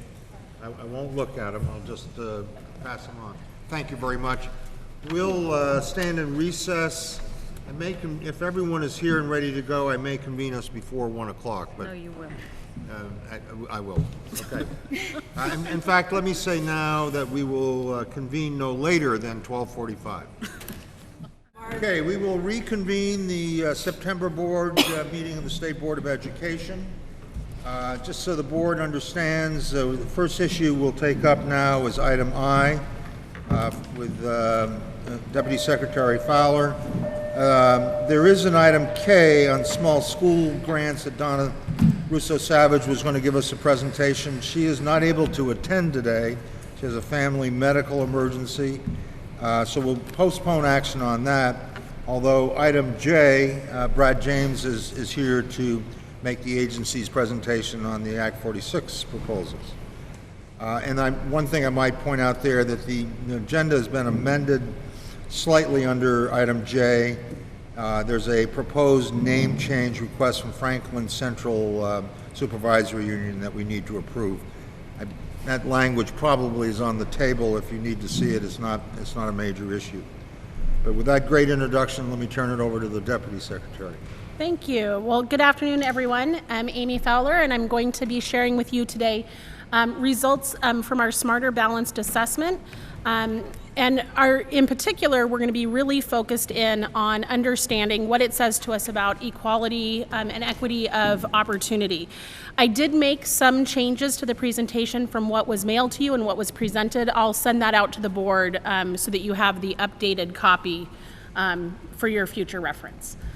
So when I started preparing the presentation today, I wanted to start first with the strategic plan for the State Board of Education and a primary focus on your first goal to make sure that our public education system is operating to have high expectations for every learner and an equity of opportunity for all students.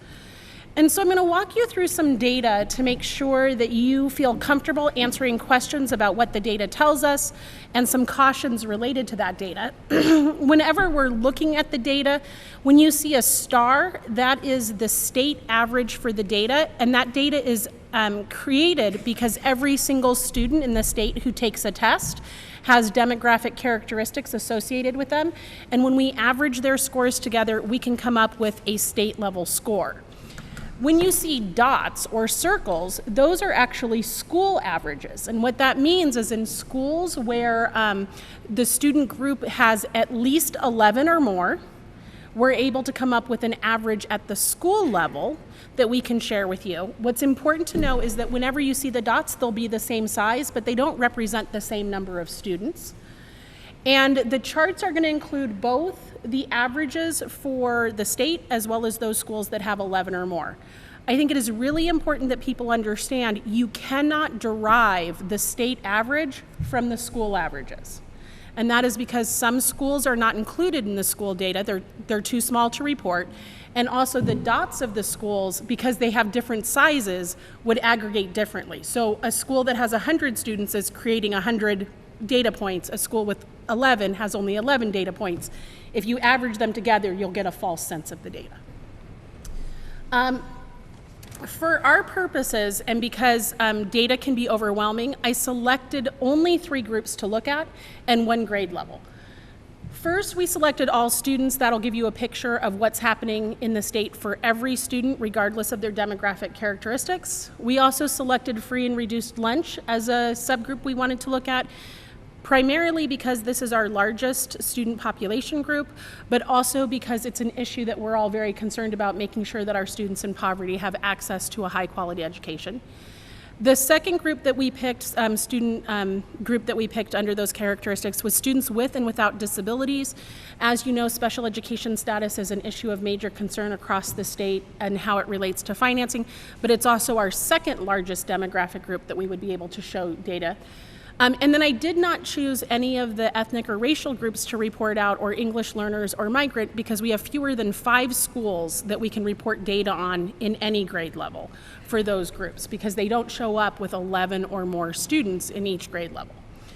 I selected fourth grade, one, because it's pretty typical of other grades, but also because it's the grade level at which we start to see the change from elementary to middle school, and it's a pretty pivotal year in terms of learning. Okay, so to walk you through how to read this data, right here we see that the state average, I'm looking right now at mathematics, and this is the percent proficient, which means out of all the students who took the test, their score was above the proficiency cut score. What percentage of students scored above that level? At the state average, we can see we're at 50%. So 1/2 of our students met the proficiency mark taking it this year, the first year that we consider these results to be something we should use. And that's a pretty good statistic. We're pretty happy with that. When we look, however, at the dots, each of these dots is a different school. Again, this is fourth grade. We can see that it ranges quite a bit in the state from about 8% at the bottom up to 93% at the top. That's the full range that you can see in fourth grade mathematics. And also it's important to tell you that there are 47 schools in the state where we were not able to tell you what their percent proficient is because they do not have 11 or more students in fourth grade. How many schools? Yes, 47. So the mean would be the average, so it's 50% is the mean.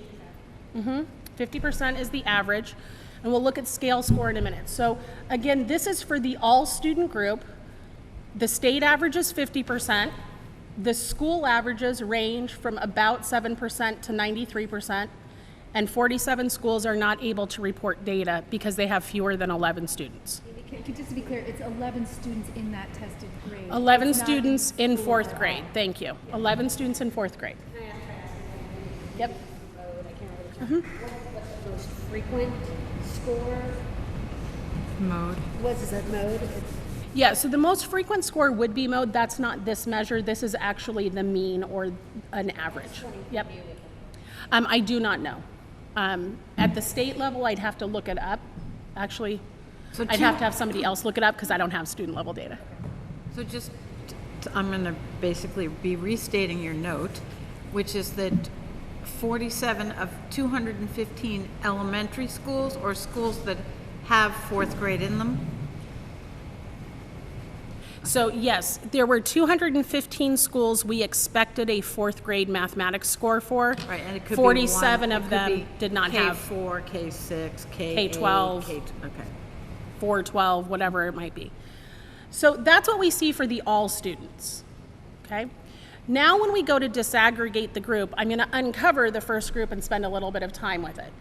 So here we're looking at students on free and reduced lunch and students without free and reduced lunch. And again, the state average is expressed by the star. So for free and reduced lunch students, we see their average percent proficient at 32%.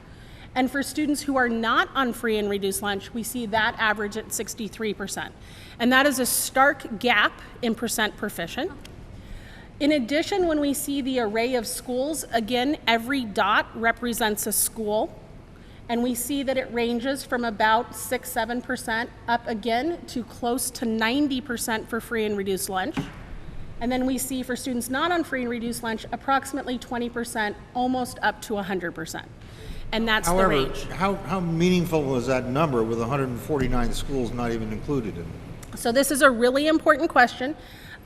These dots here. Please get that in the minutes that I asked an important question. These dots here are showing the schools that can report. This 32% is every student in the state, whether their school can report or not, because we've aggregated it to the state level. So it's an incredibly meaningful number when we compare the state level scores, because every single student is represented. Well, I don't understand the 149 schools, too small for data. These dots right here, we've lost 149 of the 215 schools to show you their individual score. But the 32% includes every student in the state. Thank you. Yep. That's not clear from the chart. Yeah, this is part of the reason it's really important to go slow with this data.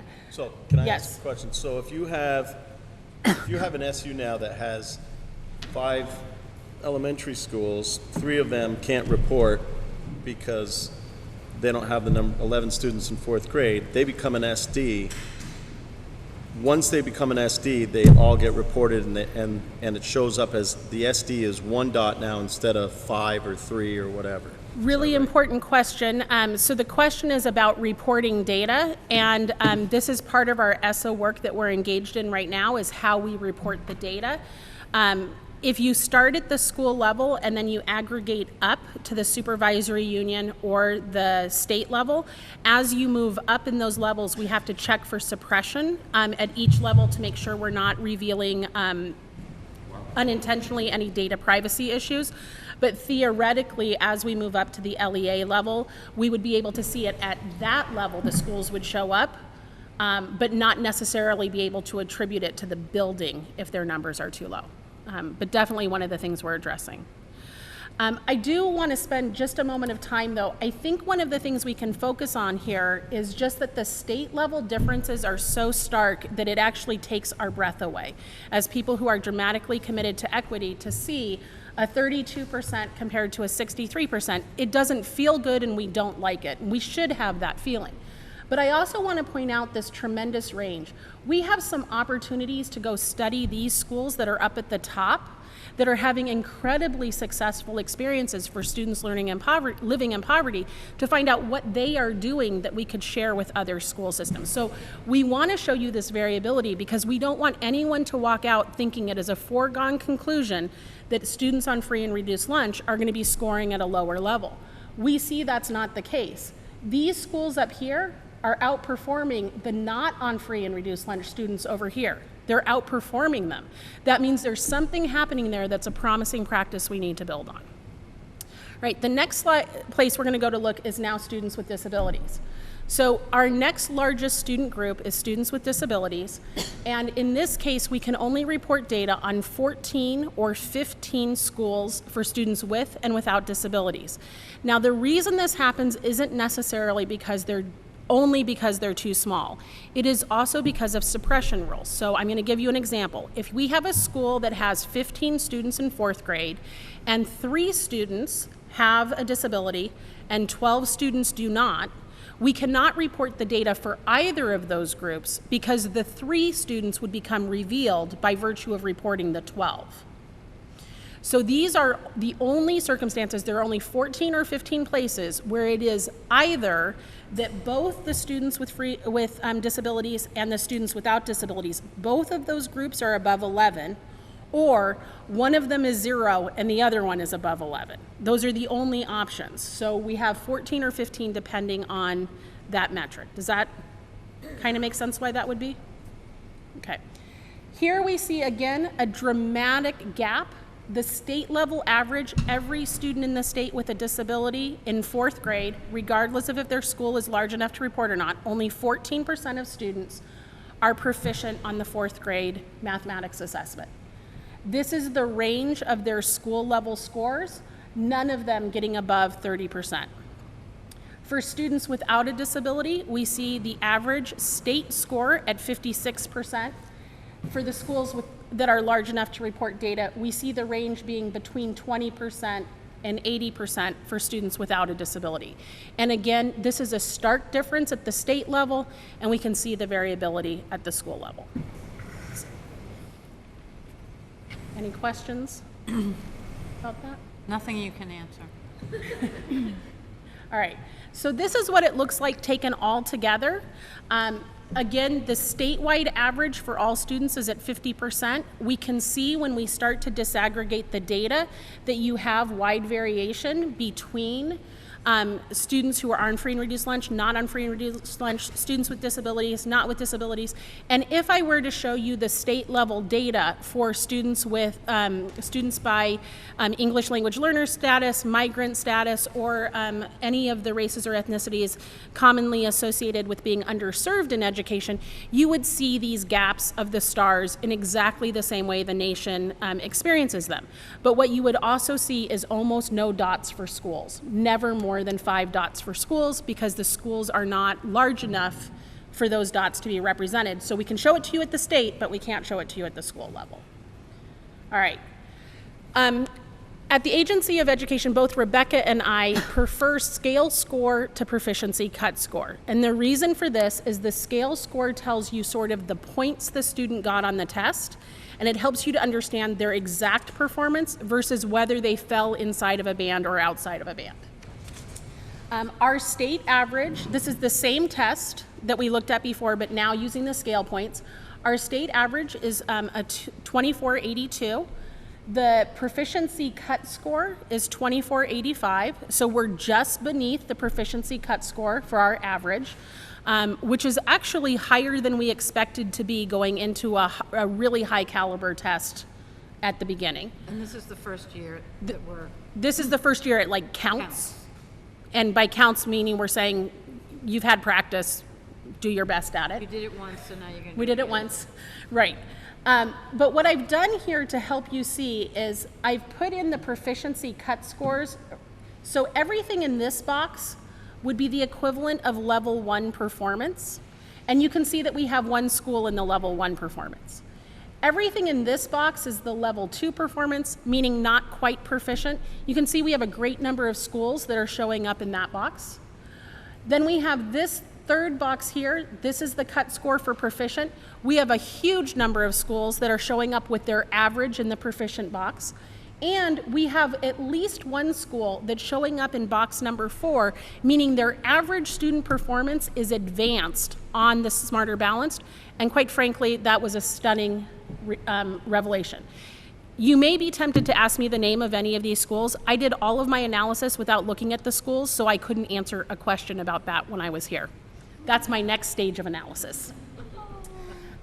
So this is the distribution. Again, what you see here, the star is the state level. Each of these dots is showing you the average for the schools, for each school.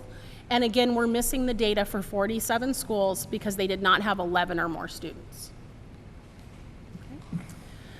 So now we're going to go a little bit quicker. We're going to look at each of these.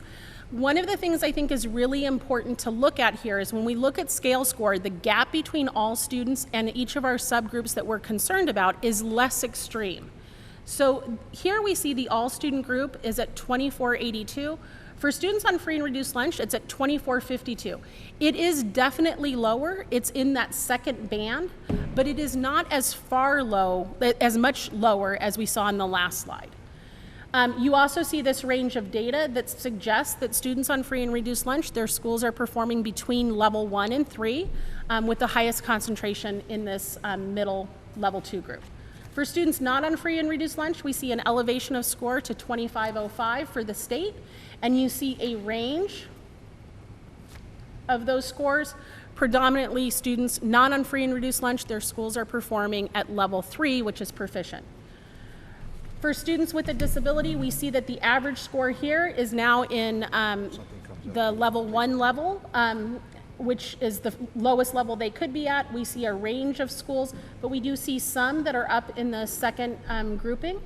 And for students not with a disability, it's just above, just at proficiency at 2485, and the schools range in levels 2 and 3. So again, big takeaway from this slide is one, to recognize the gap continues to exist. By scale score, it's not as extreme as the proficiency cut scores. It's not as extreme, but it's still there. And there is still incredible variation among our schools. And so we have this wide range of experiences for students depending on where they happen to be at school. Amy? Yes. In your analysis, I understand that you weren't able to use these 201 schools because they were too small, or the 149. But are you, as an agency, able to use them to help the schools identify what's going on? Or that you can't report them to us and the public? Yeah, I'm so glad you said that, because I was supposed to remember to say that before we started and I forgot. So the data is always first about two things. It's reported to the public with a minimum N of 11, but school officials, superintendents, principals, and teachers can see their data even if they have only one student. So they can use the data to make action plans and continuous improvement plans, but we're not able to share it publicly, which can create problems with transparency and information sharing. Well, it can also create issues with those schools, not just the public, but around those schools that have it. But I think I knew the answer to that. I just didn't think I heard you say it. I'm appreciative of the opportunity to be reminded, because I was supposed to say that when I started. Can I ask a follow-up on that? Are school board members of those schools able to see it? So school board members could see some information in an executive session with their superintendent. It gets a little bit touchier because it could be that then would reveal personally identifiable information about students to school board members who live in the same community. So they have to be very careful about how they do that sharing.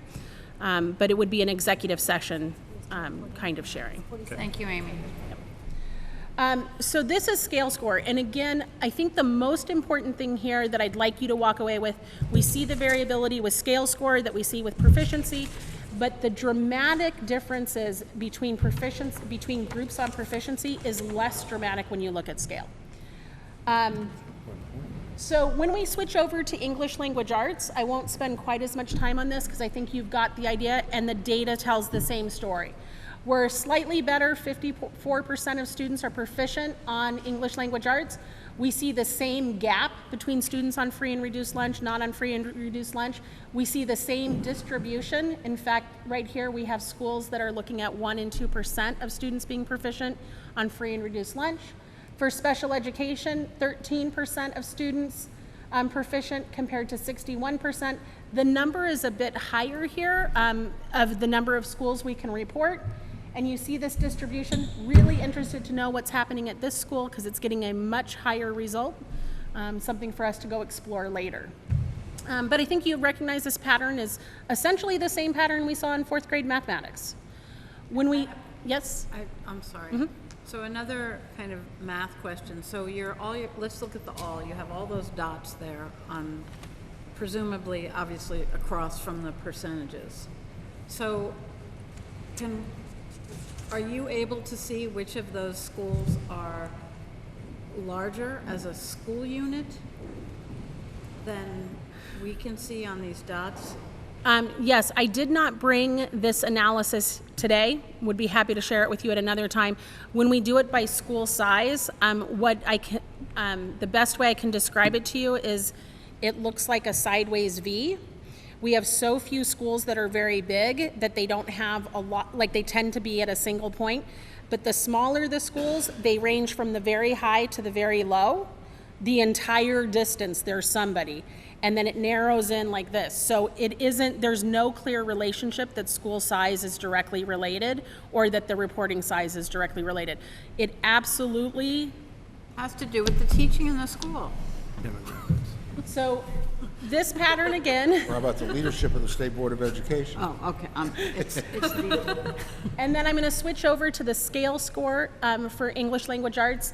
The cut score here is 2473. Our average for the state is exactly the proficiency cut score in English language arts and tends to be that for most of the grade levels. You see the distribution of where things are. The same exact pattern is emerging in terms of where data can be reported and where the gaps are. And in every case, students who are historically underserved nationally are also underserved here in Vermont, and it's an issue we want to address. Okay? So, one of the questions that was asked of me is, well, okay, so that's 4th grade. Is that true of every grade? So you have a handout called item 12 that was on the back. I've just pulled up the English language arts, and I've just pulled up one row so you can see it. But when we look at this, you can see the minimum scale score, the maximum scale score, and then sort of the range. In every case, we see that the scale scores range from between 167 to 218 points, and it doesn't matter what grade level. So this is a consistent, wide-ranging problem. When we look at the difference in percent proficiency, we see that the percent proficient ranges are either a 66 percentage point gap up to an 88 percentage point gap. And so the question we ask ourselves is that level of difference in performance between schools, and again, this is just for reporting schools, is that something that works with our goal of equity? And we would argue it does not, and we need to really work on it. You'll also see in the last column where it says the schools that are too small to report column at the very end, this is letting you know how many schools can't report the data. On this handout, it's actually the second column. And this lets you know just sort of where we are with that particular item, so that you can have a sense of what it means for reporting data as we go. All right. So these are the last two, and they're doozies, so work with me on it. Keep your energy up. The question that we always have is, some folks will say to me, you know, Amy, tests are just about the poverty of kids. It's just a proxy for whether or not students have wealth in their home and their home life situation. And it's certainly true that there's a high level of correlation. So when we're looking at this graph, this right here is the percentage of students in a school that are on free and reduced lunch. So schools over here have between 0 and 20% of their students on free and reduced lunch, and schools over here are 80 to 100%. And with your look at this, you can see that just eyeballing it, there is in fact an opportunity to see that as poverty increases, we can see a slight decreasing in the scale score. Okay, slight decreasing. And this shows you where those bands are again. So all of these schools here are at that level 1 performance. All of the schools here are in the proficient level, and all of these schools are in the advanced. And so I can look at this graph and I can see there are no schools that are getting advanced that have more than 50% poverty, but there are a whole lot of schools that are in the proficient range that are across the entirety of the poverty percentage. And there are no schools that are getting this level, the lowest level of performance, that have low levels of poverty. So there's a relationship. But there's also a lot of variability. And so one of the things that we noticed here is that at roughly 50% poverty, and it's not exact, but roughly 50% poverty, we have one school that's scoring at about 2,400. That's in level 1. It's the lowest level average. And we have another school that is at 2,540, which is in level 4. And so at 50% poverty, we have examples of schools that are on each end of this spectrum, and we need to figure out what's happening at that really high-performing school that we can share with the other schools so that they can raise their performance. Because it is not true that having a school with 50% poverty means you're going to have a low percentage proficient or a low scale score. It's not true. We have evidence right here that there's incredible range. Okay? We also looked horizontally, and what we found here is that at this same score of approximately 2,460, we have one school that has 20% poverty. We have another school that has 100% poverty. There is something happening at that school with 100% poverty that it is getting that level of score that a 20% poverty school is getting that is worth learning, that we could translate to other locations. What's happening that we could share? And that's our plan for our next stage of analysis. So when we look at these graphs, some of the most important things you as board members can do as you walk away and talking back about your strategic message is that our goal is to increase that equity of opportunity. We want to come back and always remind people that this level of variability in the state of Vermont is not acceptable to us. We want to improve the outcomes for kids, but that also will mean differential support and differential action, because improving the outcomes is going to mean focusing on those schools that most need the help. So coming back to your strategic goal, you have one strategic goal and one part focuses on high expectations. So at the state level, we perform well. We're near the proficiency mark on our scale score. We're looking pretty good on our proficiency rates at the state level for all students. But there's wide variability, and some of our schools are too small to report data. And that's 25% of our elementary schools, 18% that have a middle grade, only 2% of high schools can't report. So one of our questions is, even for all students, if we can't see and share the data, how do we talk about it, and how does the community make sound decisions about the educational services for their students?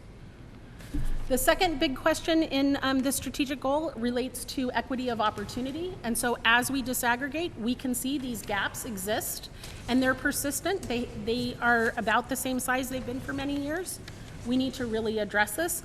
And again, here it becomes even more powerful when we move to disaggregate data. That data becomes even more invisible since we can't see all students. Of course, we can't see the subgroups at the school level. And then lastly, is there this concern that test scores are just a proxy for poverty? They're certainly related. We don't want to lose sight of that. but it is not the definition of what is contributing to all of these scores. There are examples of schools getting higher performance for students in poverty, and we can learn from those schools and replicate their work in other places. Do you want to say this correlation that exists for poverty and school-level poverty and test scores? It increases as kids get older. It's lowest at the 3rd grade level and highest at the 11th grade level in general, but it's never higher than about 0.35, which those of you who like statistics like me, is not a very big correlation. So our next steps, we've had quite a number of conversations. The people in the office frequently are teasing me about, am I once again looking at the data? And I have the data chart up regularly in my office trying to figure out the answer to a new question. But the very first thing that we are doing is absolutely soundly out loud to the public and to you, recommitting to the very important idea of improving equitable opportunities for our students through our ESSA state plan and through our state accountability work that we do as well. We want to move forward in identifying these schools that have the promising practices and disseminate those to other schools so that they can learn and benefit from it.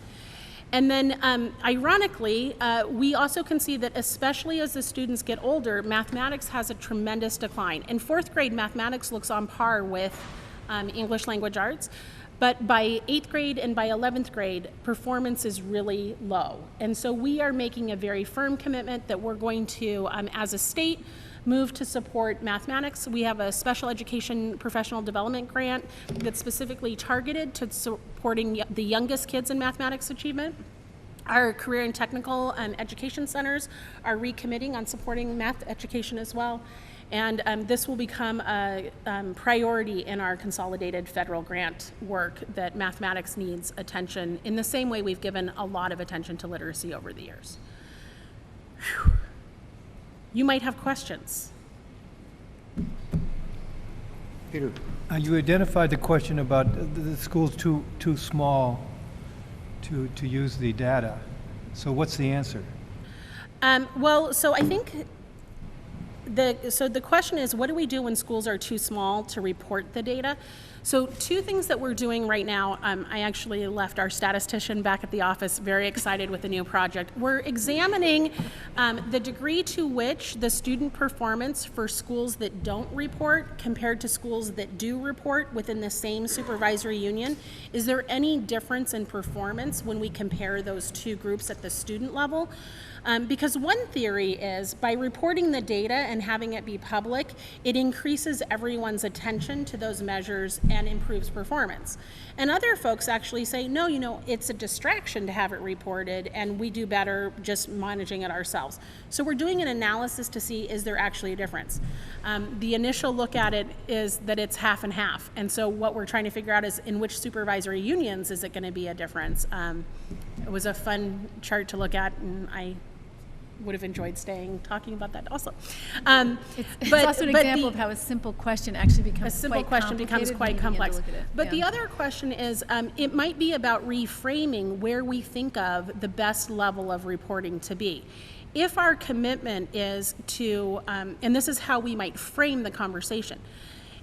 Right now, the way we post data is we start at the school level and then we come up. And a lot of schools are not included in that data because of the direction we go. But if we start by reporting at the state and then push down to the supervisory union or district and then to the school if possible, we'd actually be able to report more data closer to the school level, but it wouldn't be at the school level. So we're modeling those things to see where do we actually create the greatest transparency, knowing at the same time it could mean that some school communities might lose their local data in order to have supervisory union or supervisory district data. So it's a thorny issue that we're definitely wrestling with. Krista. So looking at those results, especially the 4th and 8th grade, as you said, the difference increases. Did you divide that by gender too? Because I know there's been a lot lately about boys and falling into, was there any relation to gender in those scores? So when you look at the item I-12, or I-2, I guess, I keep calling it a 12, you can see what the difference is between their scores. So the minimum scale, I'm going to look, let's just take 8th grade for English. For female students, the minimum score is 24.99. For male students, the minimum score is a 24.64. That's a pretty big difference for the minimum. When you look at the maximum, the girls are outperforming the boys on English language arts, and you can see that on the other side as well. So that trend continues when you look at the free and reduced Yeah, it. gender. Yeah, and yes. The difficult part is it's often hard to discern. In our school systems, in general, females are outperforming males. But then when we flip that to look at workplace earnings or workplace settings, the disadvantage flips the opposite direction. So with gender, it's often hard to determine which way we would examine that. But definitely in our schools, females are outperforming males. Peter? The schools that are outperforming others in terms of free and reduced, you can identify those schools so you can see a pattern over years so to learn what they're doing? Yes? That's what we're doing right now. Yeah.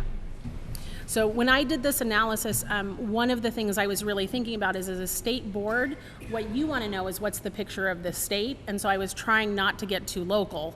And so I purposely didn't do that, but that's our next stage of analysis, is to say, now that we've identified this statewide pattern, are there any schools who year after year appear in that top half of the graph, and what can we do from there? Can you talk, we've talked a bit internally about the integrated field reviews and the role they'd play. Could you address that? Because I think that would be of interest to the board.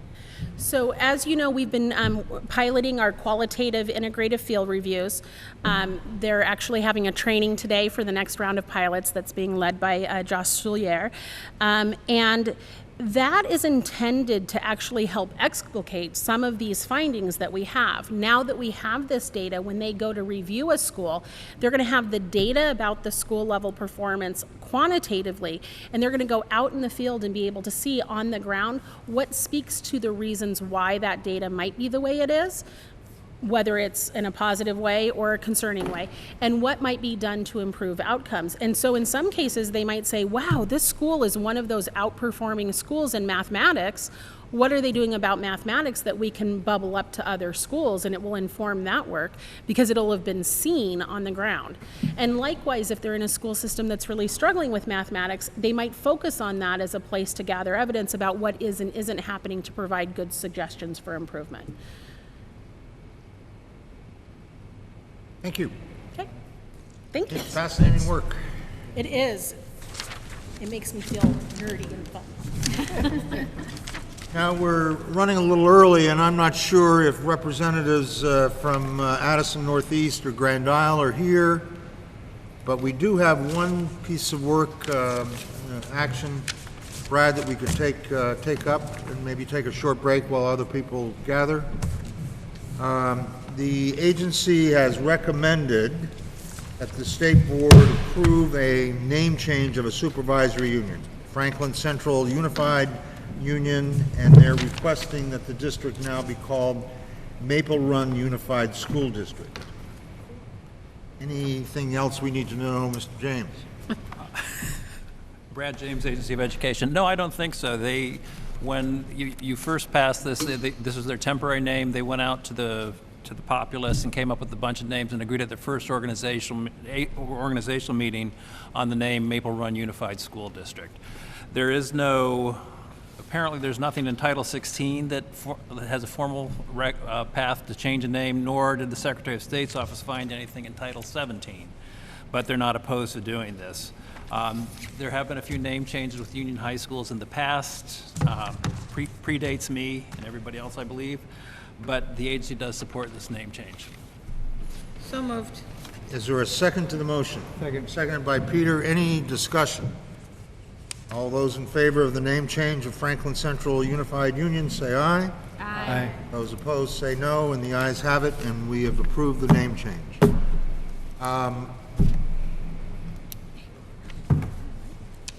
We're in recess. Can I ask where you folks are from that just arrived? We are the GISU committee. From Grand Isle. And Addison, anyone from Addison here? All right, we'll take is everyone from Grand Isle here? Addison's outside the doorway. Some of them are. All right, we'll take a 5-minute break and see if everyone's here. I do not want to proceed if not everyone is here.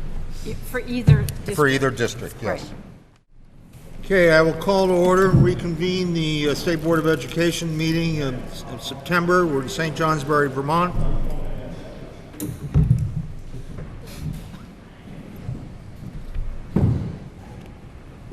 We're on agenda item J.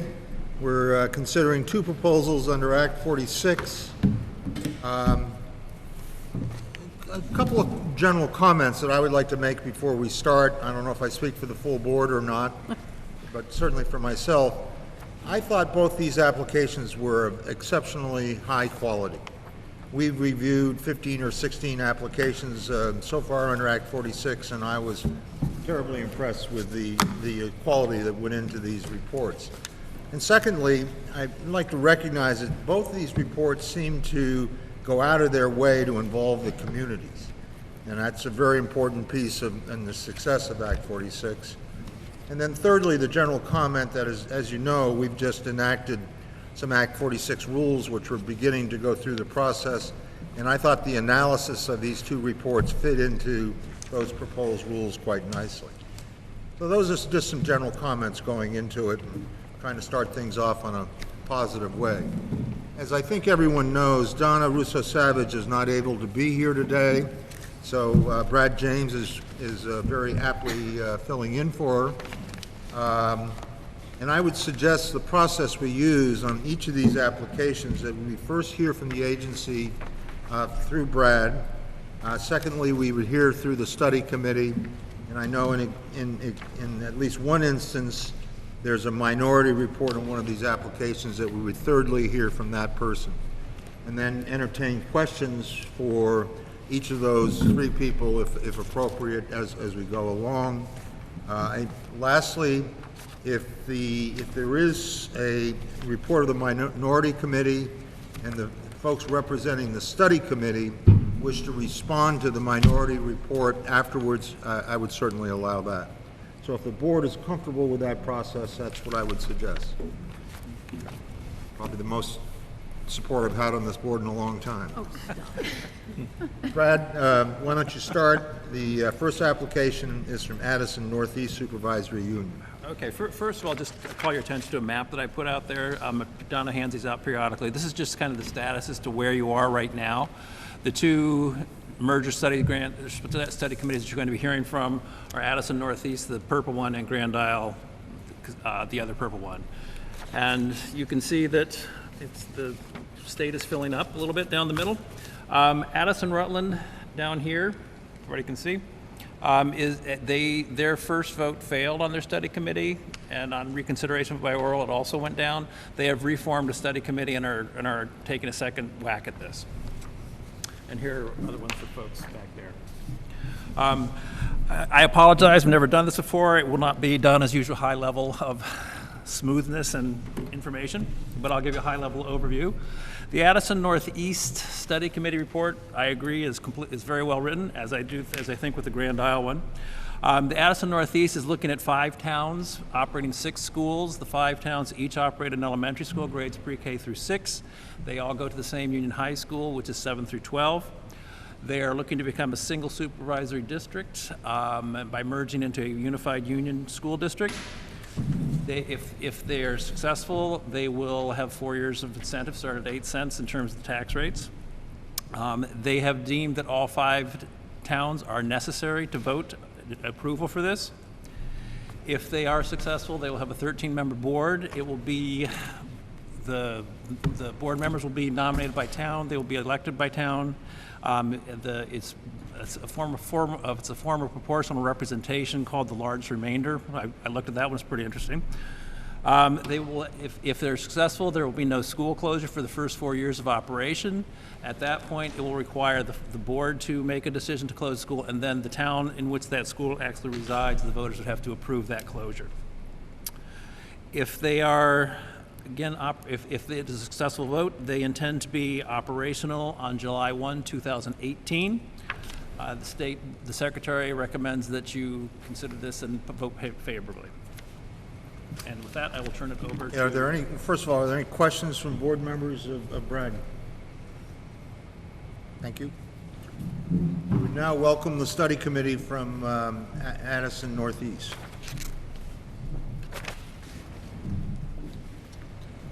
If you would kindly all introduce yourselves, and that would be appreciated. All two of you. Sometimes there's 5 or 6 people up there. That's why I put it that way. So my name is Patrick Green. I'm superintendent for Addison Northeast Supervisory Union. And I'm Jen Stanley, and I've been the chair of the Act 46 Study Committee. I just want to start by acknowledging the hard work of the study committee. They've been meeting for many months and for quite a stretch of time, met weekly for hours at a time to really get this, the intent to get something together to be able to submit to you so that for this November 8th presidential election we can have a vote, so we get a really high voter turnout, so we can really get a good sense of the will of the electorate. We thought that was the best way to do so. To the point that thus far, between the Communications Subcommittee and the Act 46 Study Committee, they've spent 4,522 warned meeting minutes working on this. That's over 75 hours of warned meeting time. As you can imagine, lots of time beyond that, preparing for those meetings and doing all the homework in between. So lots of really great effort that's to be commended to be able to get to this point where we're presenting to you today. So just to set a little bit more context. So it's really founded on this desire for something that we want for all of our students. And as we've talked about, it's an opportunity to redefine what we consider our students. Right now, I think when most people speak of our students, they're speaking about the students that reside in their town. This is an opportunity for us to redesign our to the students that live within the 5 towns of Addison Northeast Supervisory Union that all happen to feed into the same middle and high school. And so schools are busy organizations, and school systems are certainly the same as well. I'm looking at unification, and we've looked at unification as an opportunity to support a lot of this really great work that's happening. So some of these things include policy governance that we've been working on.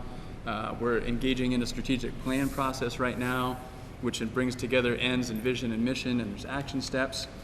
Our fear is, or really I guess our hope is, through unification, we can have support for that. Should unification not really be in place, it spreads our resources thinner than they need be spread, and these items that are so important begin to lose our focus and kind of drop off, which is really unfortunate because they're so critical to the work that we're doing. That's pretty clever. So I just offer that as a way to set the context for the basis for the report and sort of our hope in a unified board and unified governance structure. And with that, I'll turn it over. Great, so I heard Brad introduce some of the information about our district, so I'll cover this pretty quickly. But we have 5 towns in Addison Northeast, and all 5 of those towns each operate an elementary school, which currently operate kindergarten through 6th grade. We have 1 school that also operates a pre-K program, but most of our pre-K students are tuitioned out to private centers. All of those towns currently go to one high school, middle and high school together, which is Mount Abe, which is located in Bristol. Bristol is our largest town. It's about twice the population of the other towns, but the other towns are then fairly similar, Lincoln being a little bit smaller, but they're not radically different as we've seen in other areas near us. We do see some variations in our ed spending per equalized pupil. And something that I think is important to highlight is that we have worked already to reduce the general ed support staff that we have, and so we've done a lot of work on our student to teacher ratios, and so ours are actually higher than the state averages already. So we've been doing work in that area. All right, the colors don't look so great up here, but Brad just gave you guys a handout of this, I think. I just put this up to point out that all of the supervisory unions that touch ours have already had successful unification votes. Obviously, there's Huntington, which is part of a MUD, but other than that, the other supervisory unions around us have merged, and so we are hoping to follow in their footsteps. So this picture was put together by one of our committee members. I love this picture. It really is how we are currently governing our schools. The superintendent loves it too. It really is what we're doing, though. We have a school board for each of our elementary schools, as well as for our high school, that have different numbers of directors on them. From those, we make up a supervisory union board, as well as an executive committee. All of those groups give the superintendent direction about what he should be doing with our schools. It's amazing how that is not, more difficult to execute in that scenario. And then, of course, we also have the principals and the staff in this diagram. So what we're proposing to move to is a model where we have one school board. So we know who's in charge. We know who is responsible for setting policy, for monitoring that policy, and for working with the superintendent, and just so many fewer lines. We really feel very excited about this, and from my role as a board member, I can just say it feels like we'll all be able to work a lot more efficiently. Not depicted on here, our proposal also envisions local advisory councils, and so we weren't quite sure where to put those lines on this picture, but that is something that we do, we have proposed in our articles.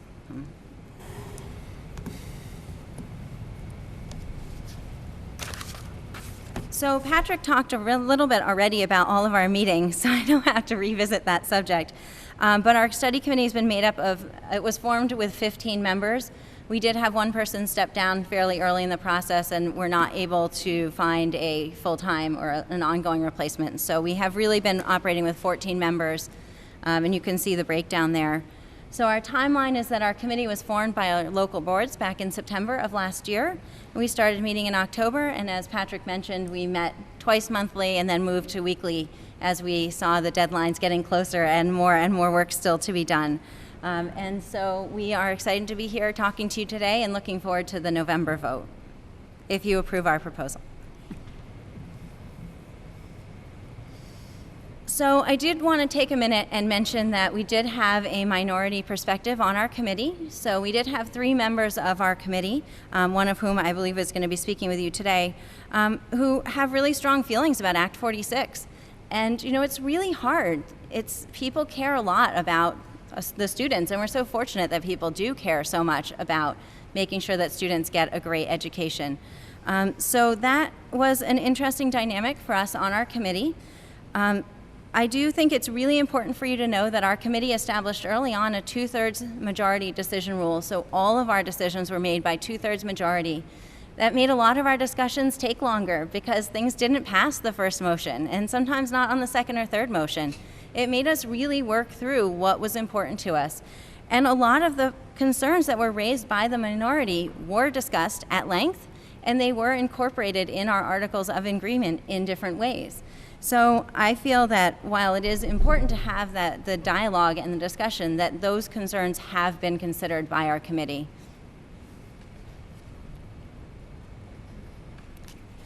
So again, Brad already spoke to you a little bit about the key points of our proposal, so I won't cover it in too much detail. We are proposing a supervisory district under the red provisions.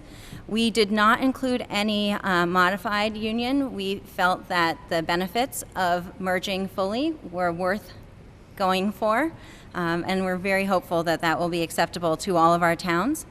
We will continue to operate pre-K through 12. We're proposing a 13-member board. It's going to be proportional for the towns, and those board members will be elected by each town individually. We had considered some at-large members and ended up with each town just electing their members. And we will be voting everything by Australian ballot. This is actually an interesting dynamic for our communities because right now 2 of our towns vote their elementary budget at their town meeting on the floor. And so that is definitely an issue that people are very sad about.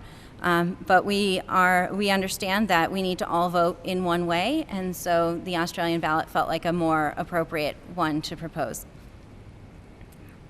And I mentioned before also the local advisory councils that we're proposing. So in summary, we really believe that going forward with the unification under Act 46 will help our schools to be better. It will help our students to have better opportunities. And it's better for us to make this choice than to leave it in your hands at some later point in time. So that's what we're encouraging folks to consider. So thank you. Other questions? Nicely Peter? done. Thank you. I wonder if you could flesh out a little bit more the local advisory councils and how you specified how did you define what their roles might be? Sure, so that's covered in Article 15 of our Articles of Agreement. And in our articles, we actually didn't build out a lot of language about exactly how they'll work. We asked and we tasked our new board with developing policy to explain how those local councils will work. We had a lot of discussion, and I think at one point Article 15 was about a page and a half long, and we really felt that it was more appropriate to leave that to the new board to address in policy in kind of how could that work best for us. My personal vision is that it would be a group that would probably work closely with the building principal and would help with kind of connecting with the community.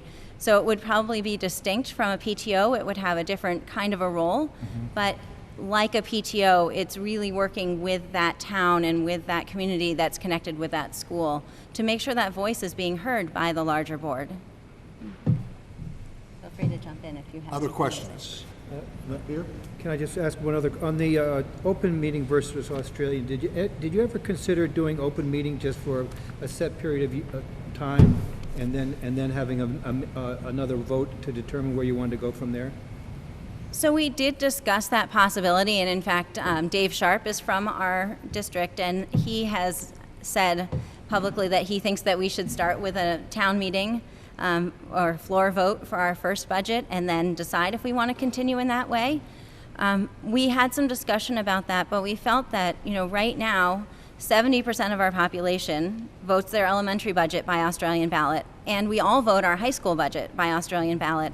And so to switch that for all of those people who are accustomed to the convenience and the ability for so many more people to participate by an Australian ballot vote, to switch that to a floor vote at our high school with people from all the 5 towns coming together, it felt that that would be a difficult change for a lot of people as well. And even for towns who are accustomed to voting in a floor vote, going to a town meeting at the high school with 5 towns is going to feel very different. We did talk about writing in language that the article could be changed to change the voting method, but we were advised that that is the current law, so we didn't really need to include it in our articles because it would be governed by the current law of how you change your voting method.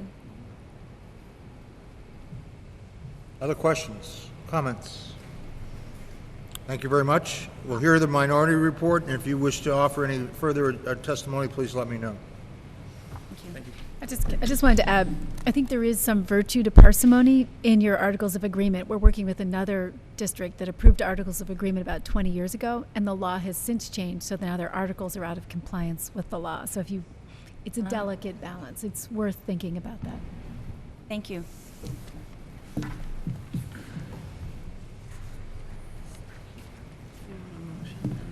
No, let's wait.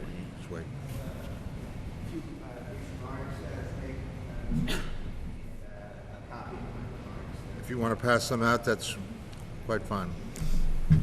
Thank you. Is this the minority report? No, the minority report is attached to the agenda. Oh, that's right. Sorry? Right. Is this all the same?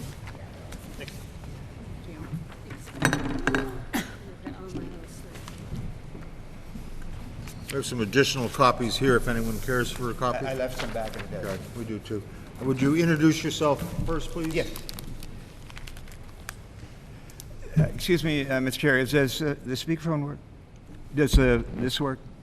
That's actually just for the Recording. The recording. Oh, I So you see, have to okay. speak up and.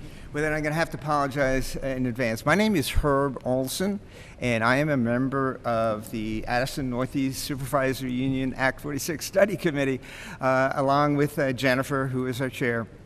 And, of course, we heard frequently from Superintendent Reed. What town are you from? I am from the town of Starksboro, in particular. Thank you. Each town appointed their members, and I was one of the members appointed for the town of Starksville. Together with Mike Fisher and Nancy Cornell, we have filed a minority report that is included within the report that Patrick and Jennifer referred to in opposition to the proposed merger. Can you tell us where Ms. Cornell and Mr. Fisher are from, which towns? Yeah, sure. Nancy is a Starksboro resident, South Starksboro, kind of different, but still Starksboro. And Lincoln is Mike Fisher's town of residence. Thank you. I will not interrupt again. Oh, no, that's fine, anytime. So again, we filed a minority report. It's attached to the main report, which we very much appreciated. And I'd like to offer some brief comments explaining why we believe that the proposed merger is not actually in the best interests of our children's education. Before I start, though, I want to point out that I have a tremendous amount of respect for Jennifer Staley, our chair, and for Patrick. I think they are really hardworking. I think they have great intentions, and they have our children's best interests at heart. We simply have a disagreement about which direction we should be taking in order to achieve what I guess are really common goals. The goals of Act 46, I think, are things that we really can believe in. When I first saw the text of the legislation back in 2015, I was pleased as punch. I really was, because it assumed that if you had consolidation of districts, you'd really get to a point where you could have equity in the quality of education that was offered statewide. And that's a tremendous, tremendous thing, especially for our particular school district. Just to the north of us, we have the Chittenden County towns, of course. Pretty good schools by reputation, anyway. And then we have other towns, Middlebury, great setup there as well. And also, there was the promise that operational efficiencies would really help with a property tax burden, which is, really, really important in order to maintain public support for the schools. Also encouraged by the flexibility language in the statute, that alternative arrangements could be considered if they were really the best thing to do for your particular region. Unfortunately, I think that the local districts, at least in our level, felt a bit of pressure that there really was only one way to do this, the preferred, governance model. And I suspect that is the best thing to do in many regions of the state. I don't know the circumstances. But from my perspective, and having sat through all those meetings that Jennifer alluded to, and all the hours that we spent into it, I just don't see that the facts of our particular district's situation support what we hope to achieve in terms of the Act 46 goals. I guess the first point, the two main points anyway I'd like to make is I don't think that centralization of our school district are going to result in have a significant impact on our property taxes. And I think most of the members of the committee acknowledge that as well, that the reason for doing this was something other than, our property tax rates are going to go down significantly. I think that's just not, there are some savings. They're pretty small in the context of the overall budget of all the 510 elementary schools and the high school, middle school. There are some savings. You hope that we're going to be able to achieve additional savings to make up for the gap. The tax incentives go down at the end of 4, years. If you haven't achieved additional savings, how are you going to fill that gap? You're either going to cut something or you're going to raise taxes. Same situation. So we don't think that it's going to really help with the property tax situation. Second, quality is my real big bugaboo. I served on the local high school, middle school board for a number of years. That was my number one goal. I'm looking at districts to the north of us, other places, and I'm seeing that this is not to denigrate the leaders and principals and teachers in our district. They're terrific.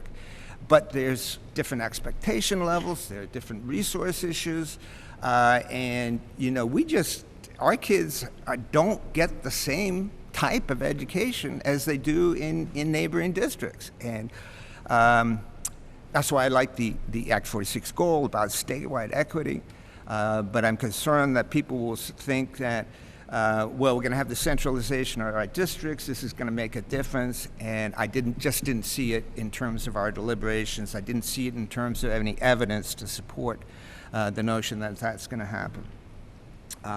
In the meantime, the benefits, the minority folks feel that the benefits are minimal, and yet you're still going to lose something that is good about what we have right now in our district. And I think the key element that we have going for us right now is a really strong school-community relationship. And it's absolutely critical. I think it's critical for our kids' education. I think it's critical when it comes time to vote on a budget.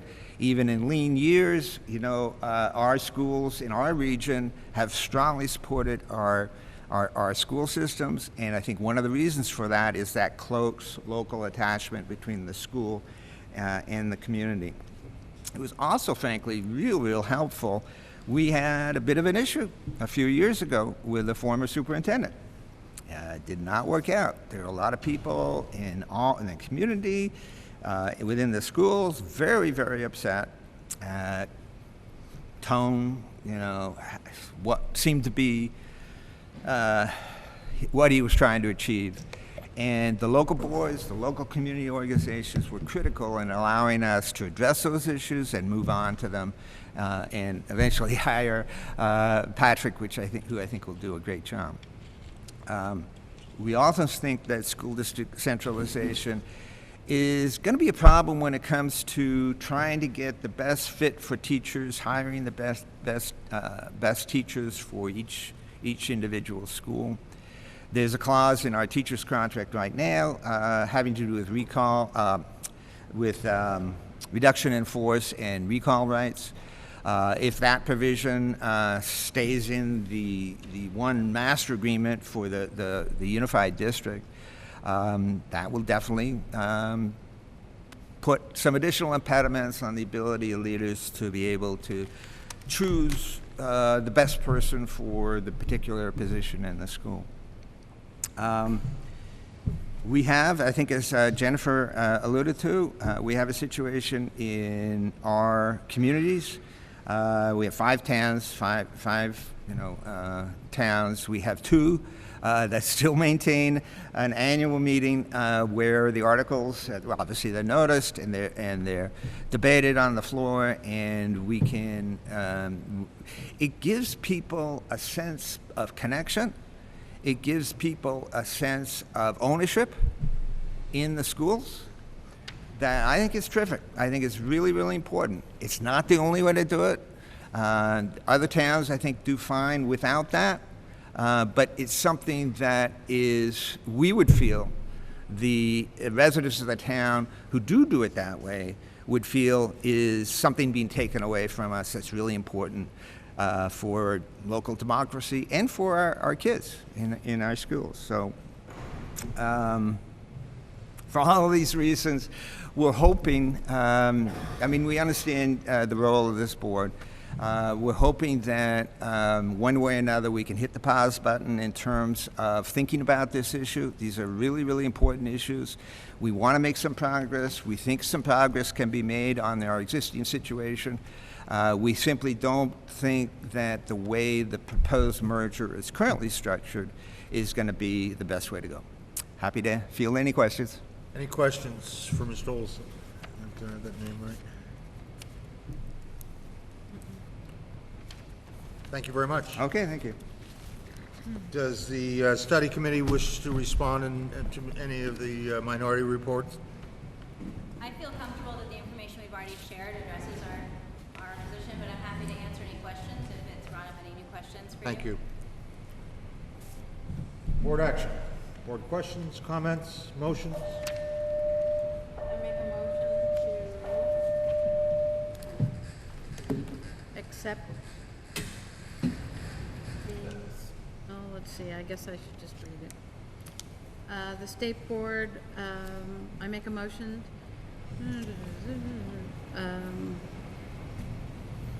Where am I reading from, actually? Why don't you actually, if you wish to use the recommended action, move that we take action on the Secretary's recommended action, which is on the green sheet, Right. which includes that the State Board of Education votes to approve the attached report of the study committee and approve the formation of a new district. Well said. I'll make that motion. Is there a second to that motion? By Krista? Discussion. Krista? I just want to say, on the report, on page 44, the graphic that you've also showed with the superintendent and the roles, that just made it so clear. I mean, such a great visual to see that a superintendent really can't be an educational leader when it's just so messy, what's going on there. And to see this implication, I really think it will be better to have more time spent on vision than on just managing adults. And so I appreciated that part of the report even more than anything else, was just the visual piece that you can see really how that change will impact quality. Because then you can actually have a vision, follow it through. You can meet, if you have a vision, meet with the principals, have it follow through at the building level. So it seemed, I just wanted to say I appreciated that. Sean Marie? And I guess I really appreciate the idea that all of those students are all of our students. And I think that came across in your report and in your, in speaking today, that it's all of our schools and our children. And it will be actually everybody's choice. So I wish you the best. Any other comments, questions? If not, all those in favor say aye. Aye. Those opposed say no. The ayes appear to have it, the ayes do have it, and we've approved the study committee and the formation of a new district. Congratulations. Good luck on your votes in November. We'll go to the Grand Isles, the proposal, Act 46 proposal from Grand Isles Supervisory Union. Call on Brad to give us an overview.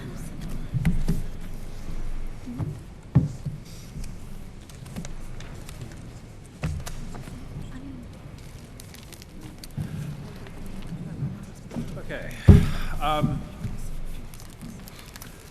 This is a proposal by the Grand Isle Supervisory Union that consists of 5 towns. They operate grades pre-K through, I guess they have 4 grades, pre-K through 6 in 2 towns and 3 other towns pre-K through 8. 3 of the towns are deemed to be necessary in the report. That would be Grand Isle, Isle Lamont, and North Hero. And then the other 2 towns, Alburg and South Hero, are both advisable. They are proposing...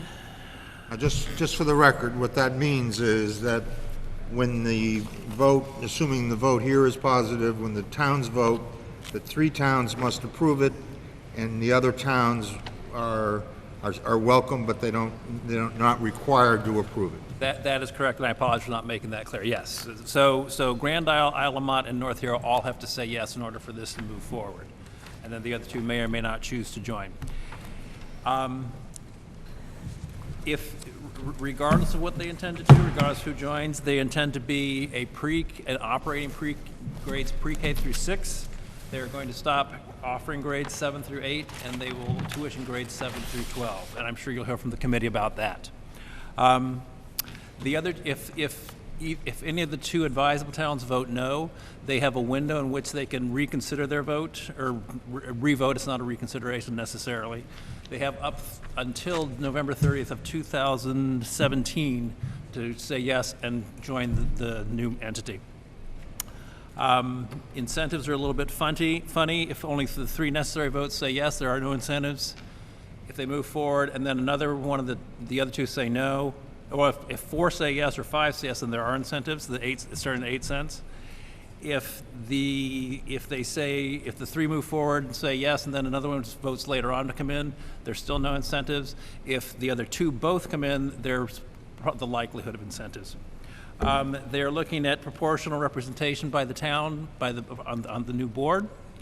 It would be, again, the numbers are going to vary depending on who comes in, but it will be proportional by town. They'll be nominated by town and elected from each town. Let me ask you a question, and I'm sure I'll ask the study committee the same question, but I'm just curious from the agency point of view. When looking at this application where it allows the choice of all 5 towns, or some advisable, some towns and other towns are advisable. Looking at the student population, and reminding you that under Act 46, there is, I don't know if it's a requirement, but there's a suggestion that the new school district should have a minimum of 900 students. If I read the proposal correctly, if all 5 towns are part of this district, the student population would be a little over 900. And less than 900 if some of the other advisable towns drop out. So I'm curious how the agency saw that in approving this, given that Act 46 suggests a district of a minimum of 900 students. Well, I was going to address that at the very end, but I'll jump to that right now. Sorry, I got ahead of you. That's okay. Steal my thunder. I don't mind. The agency does recognize that this would be small. It's a step forward. The agency would not necessarily be recommending that this becomes, assuming this were a successful merger, even with all 5, the agency would not be proposing that this be recognized as its own supervisory district at this point. We would like to ask the board to come back and revisit down the road. So that's kind of how we're looking at it. This is not something where it's kind of as a preferred structure is what you're referring to. This would be more working towards either just a regular unified union school district or more of a conventional merger, which is pulling in more people and getting a little bit larger, but it would still be fairly small.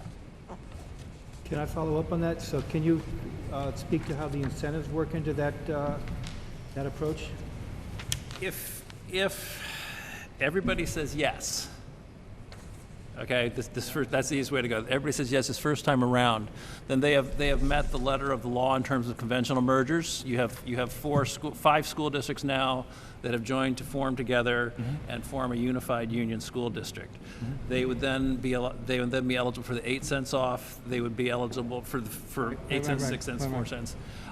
They would not be eligible for that additional up to $150,000. They would get the $20,000 study grant, but not up to the $150,000. They would not be eligible for that because they don't meet the more preferred structure or the regional education district structure or the side-by-side structure that's outlined elsewhere.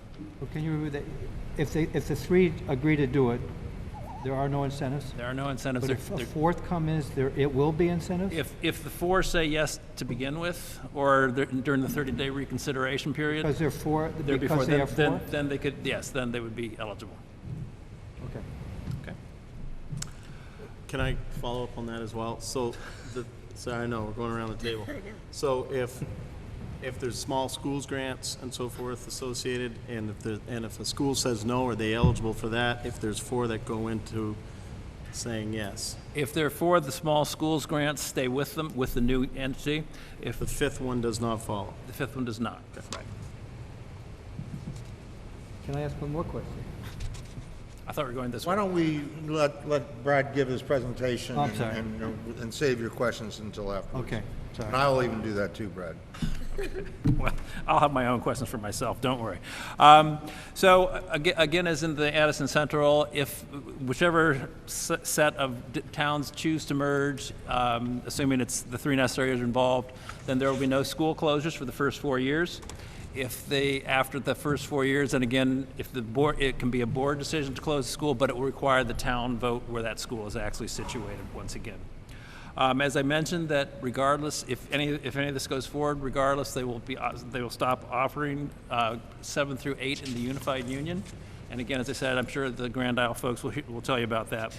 And as I mentioned before, that it's premature to think this will become a supervisory district. We would suggest to wait hold off for a while and come back and revisit it at a later time, seeing what What happens is the around. agency actually recommending?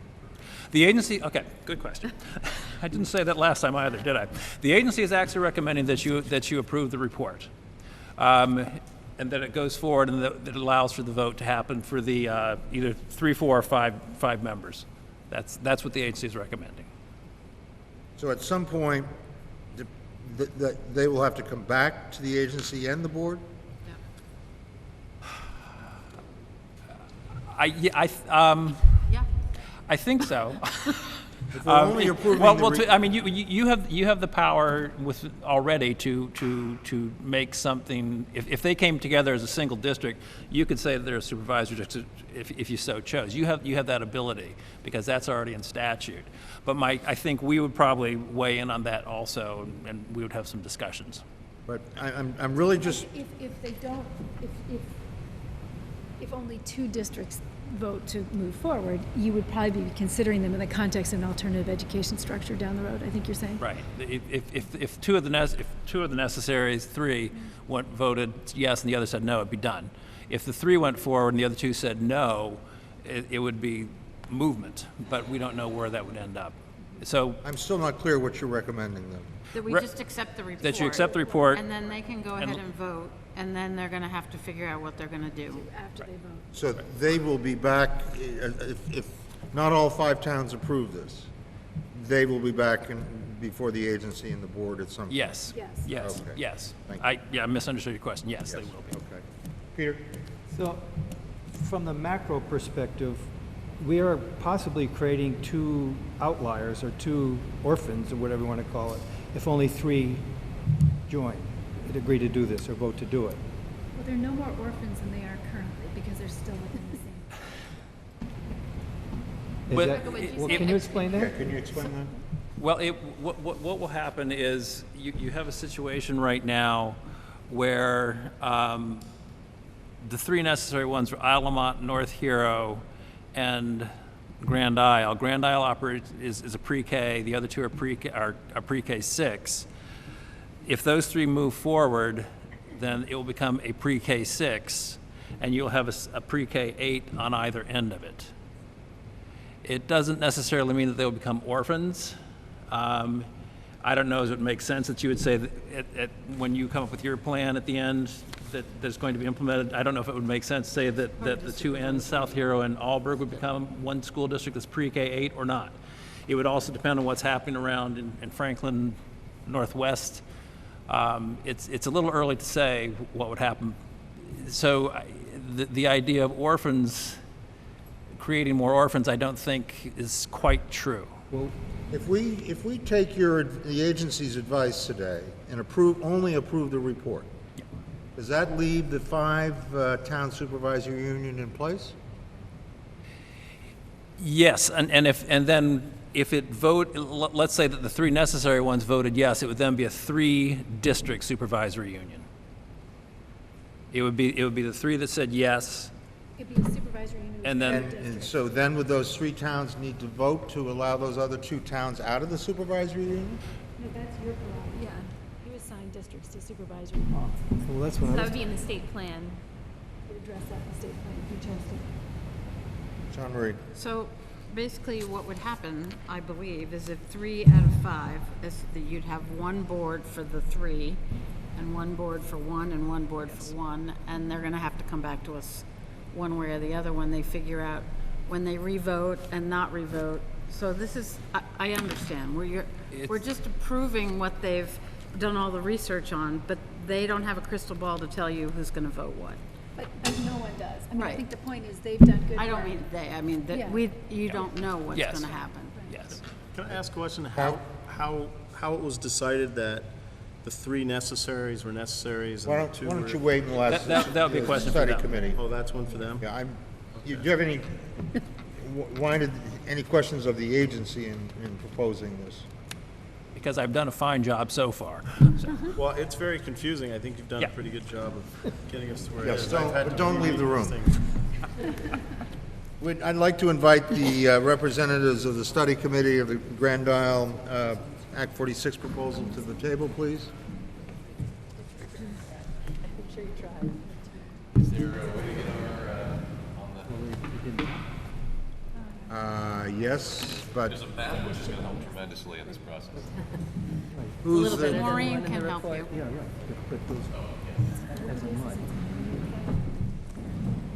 And for the record, would the two of you introduce yourselves, please? Sure.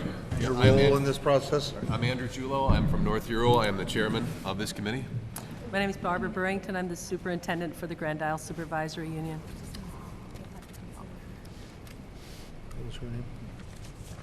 So I want to just start by thanking you for your kind words on the report, and I do need to deflect a lot of that to our consultant, Mike DeWeese, who's had a very difficult personal year, but has been of great service to us, and couldn't be here today because of those ongoing issues, but we do thank him for the work that he did. You have a very short slide presentation to set the context for some of the questions that we're anticipating you would have about this unique proposal. We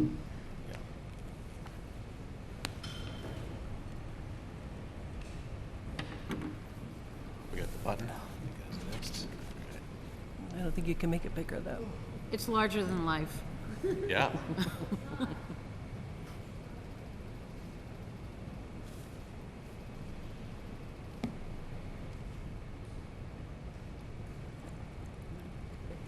Good job, Maureen.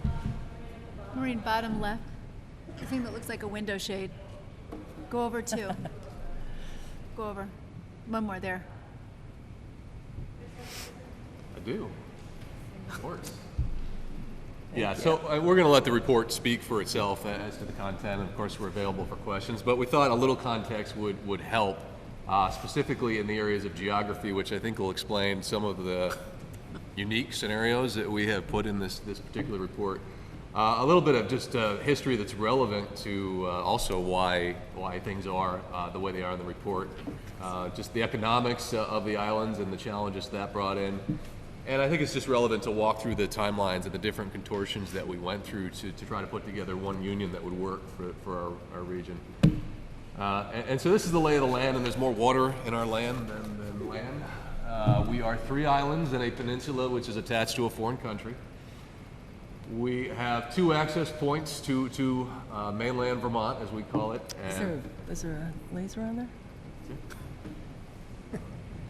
Yeah. So the sandbar is here, that's South Hero to Milton. And then you have to go all the way up here to Alburgh to get over to Swanton. So when we talk about those 3 communities that we have deemed necessary, they are Isle of Mont, North Hero, and Grand Isle. And they're really penned in by South Hero and Alburgh on the wings. These communities are the ones that have the pre-K to 6, right here, North Hero and Isle of Mont. Right now we have pre-K to 8s in Alburgh, Grand Isle, and South Hero. None of the students who have the opportunity to go to 7th and 8th grade off of North Hero and Isle of Mont choose to go to any of the island middle schools. They all go to Franklin County, Chittenden County, or New York. The discussions have not been limited to just our SU. South Hero and Alburgh, being on the ends, had the opportunity to discuss opportunities with Franklin or other towns. South Hero has talked to Georgia, Alburgh has talked to Sheldon. Both of those communities are closer to those communities that they've talked to than they are to each other. So South Hero to Alburgh is further than South Hero to Georgia. Alburgh to Sheldon is further than Alburgh to South Hero. So the geography does present a challenge here, and just to highlight, these ones are necessary. And if they, Alburgh and South Hero, choose to go elsewhere, we're left with an awkward situation where we would have to hop over a town and look for a partner on the other side. So we would have a gap in our continuity. Currently, 4 of the communities are going to be voting on November 8th. So at the time that the report was submitted, it was 3 with the probability that the others would come in later. It is now 4. South Hero will be voting on November 8th. And which town will not be voting on November 8th? Alburgh. And when will they vote, and why are they not voting? They, it's unique if you look at the geography. they're different in that the majority of their secondary students attend high school either in New York, in Champlain, New York. There's actually another bridge up there on the Richelieu. Or they go to MVU in Swanton or BFA in St. Albans. The majority of high school students, in fact, the vast majority of high school students from all of the other islands go to Chittenden County. Some of the districts send buses up, and that it makes that convenient for them. And Franklin County schools send buses to Alberg. Proximity, you know, if they were to go to schools in Chittenden County, would add an extra 40 to 60 minutes onto their bus ride. As it is, Alberg kids, high school students get on the bus between 5:50 and 6:30 in the morning to attend high school, about an hour away, with the exception of New York, which is 4 miles away. But South Hero is now on the ballot for November 8th. So again, but why aren't they voting on this? I mean, I guess I'm still a little confused why they aren't voting to either say yes or no. I understand that they like have students that are going different directions. It's a long way, but Alberg, you yeah. mean. But So, why aren't they at least taking a vote to see what? I'll be brutally honest with you. Yeah. So Alberg, it does have a subcommittee that's looking at alternative structures. They have met with Sheldon, they've met with Swanton, they've met with other representatives from Franklin County. They are concerned, they do struggle with truancy in the Franklin County schools. Would they be starting that truancy sooner if they were to send students as early as 7th grade, farther away from their community? So that's something that we are dealing with.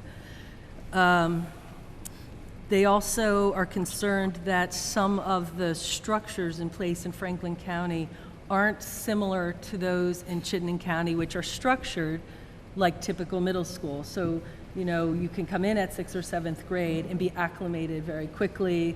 The context of the school is more coherent for entering at that time. What happens in Franklin County is St. Albans City and St. Albans Town, for example, are K-8 schools. The other concern that they talk about and that the data would reveal is that perhaps the middle schools they would be sending their students to if they were to leave earlier would actually be lower performing than they are on some measures. And then the final reason is simply status quo and nostalgia. They're quite content with what they have. So I'm from southeast Vermont, and you know, I've been to the island several times, but I'm reading all this from down there and say, God, this just makes geographical sense. I mean, all these towns are in the middle of the lake, attached to one another. But what I'm hearing you say now is, historically, because of where students attend high schools, to put all 5 of these towns together in one consolidated district, that's the difficulty? That would be one of the difficulties. But middle school as well. Middle schools. Middle and high school. So you have Isle Lamont and North Hero who currently do not send secondary students starting at 7th grade, or they don't keep them in their town. Those students have choice. They don't elect to go to Alberg or Grand Isle or South Hero. They have a 100% graduation rate. They're very happy with the offerings. We surveyed families, we surveyed students, we surveyed graduates, and those students attested to the fact that that was a great experience for them. They don't want that to change. Families don't want that to change. And that's the feedback. One of the obligations this board has under Act 46, and I realize, I gather now you're only asking for approval of your report, not the approval of creation of a new district. But one of our obligations is that in making our decisions is that we do not isolate school districts. So part of my problem with the advisable towns is, or this proposal, you know, are we creating some isolation?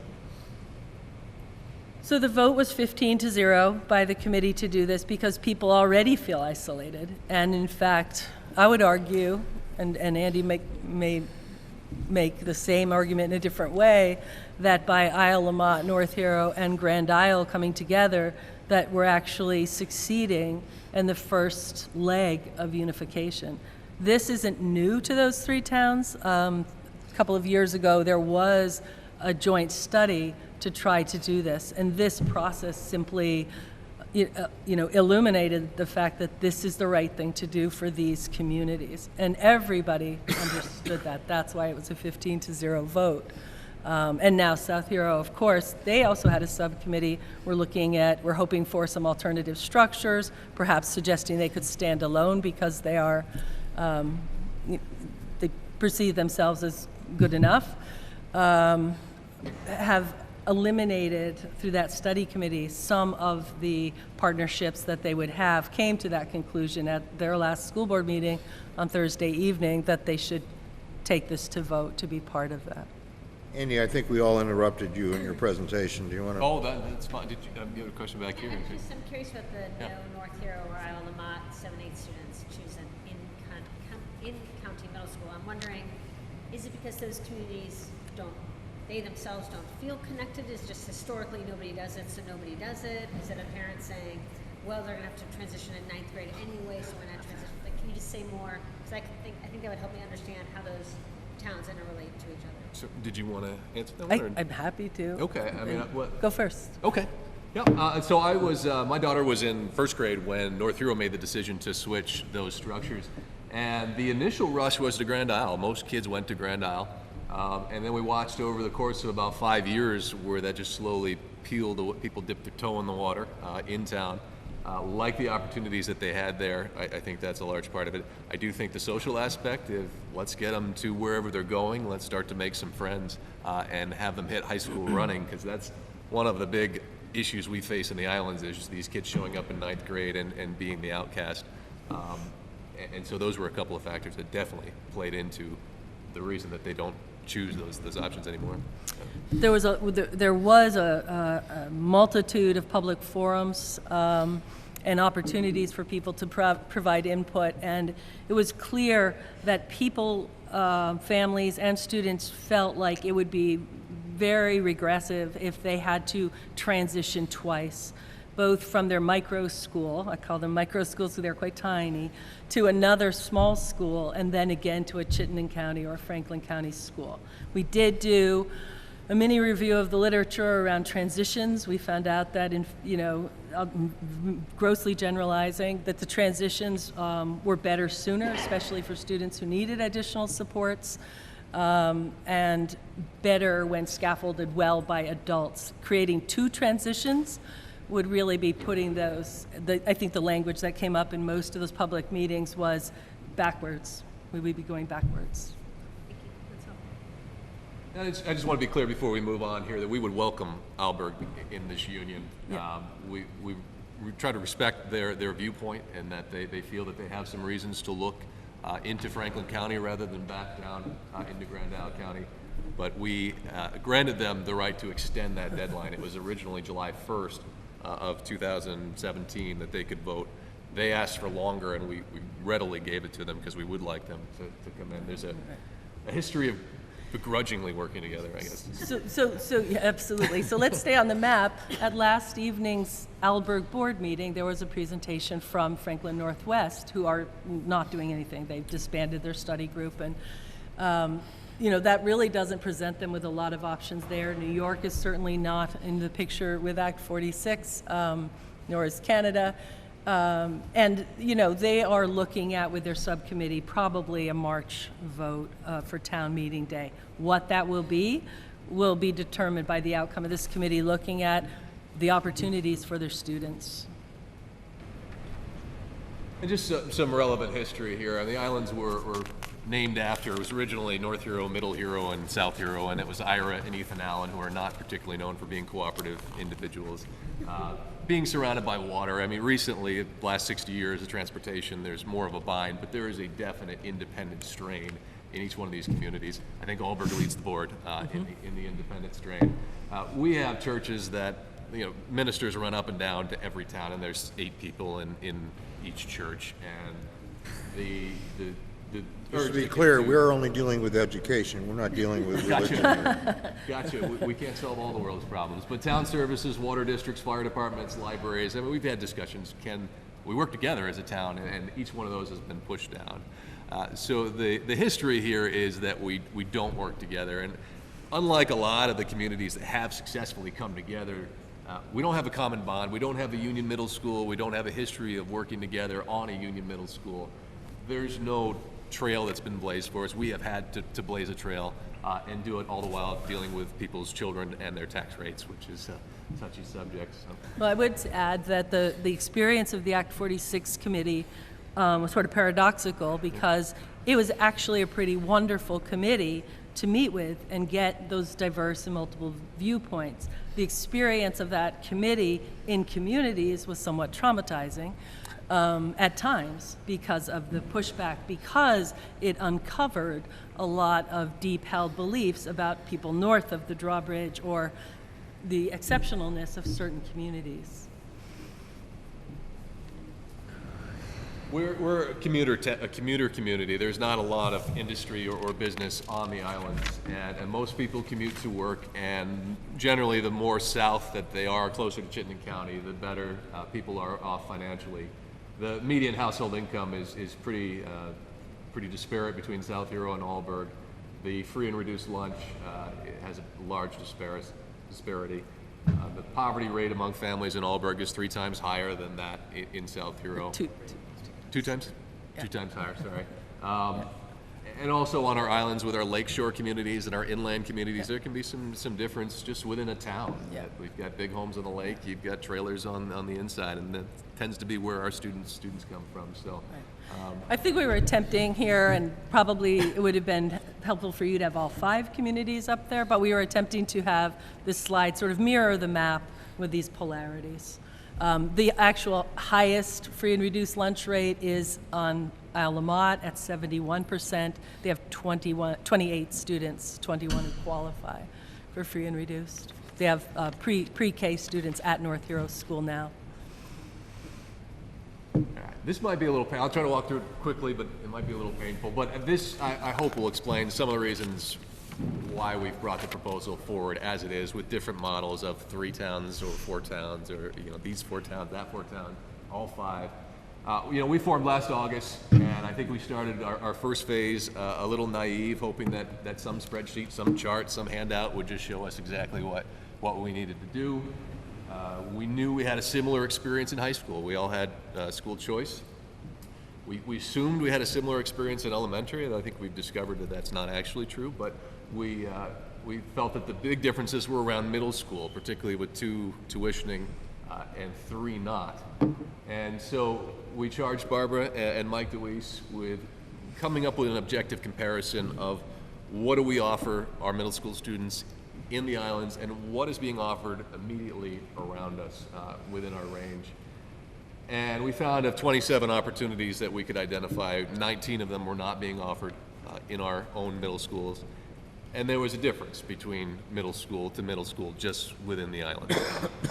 So there was great disparity and certainly not equality in education. And it wasn't just school manufactured inequality, it was the inequality from the start, right?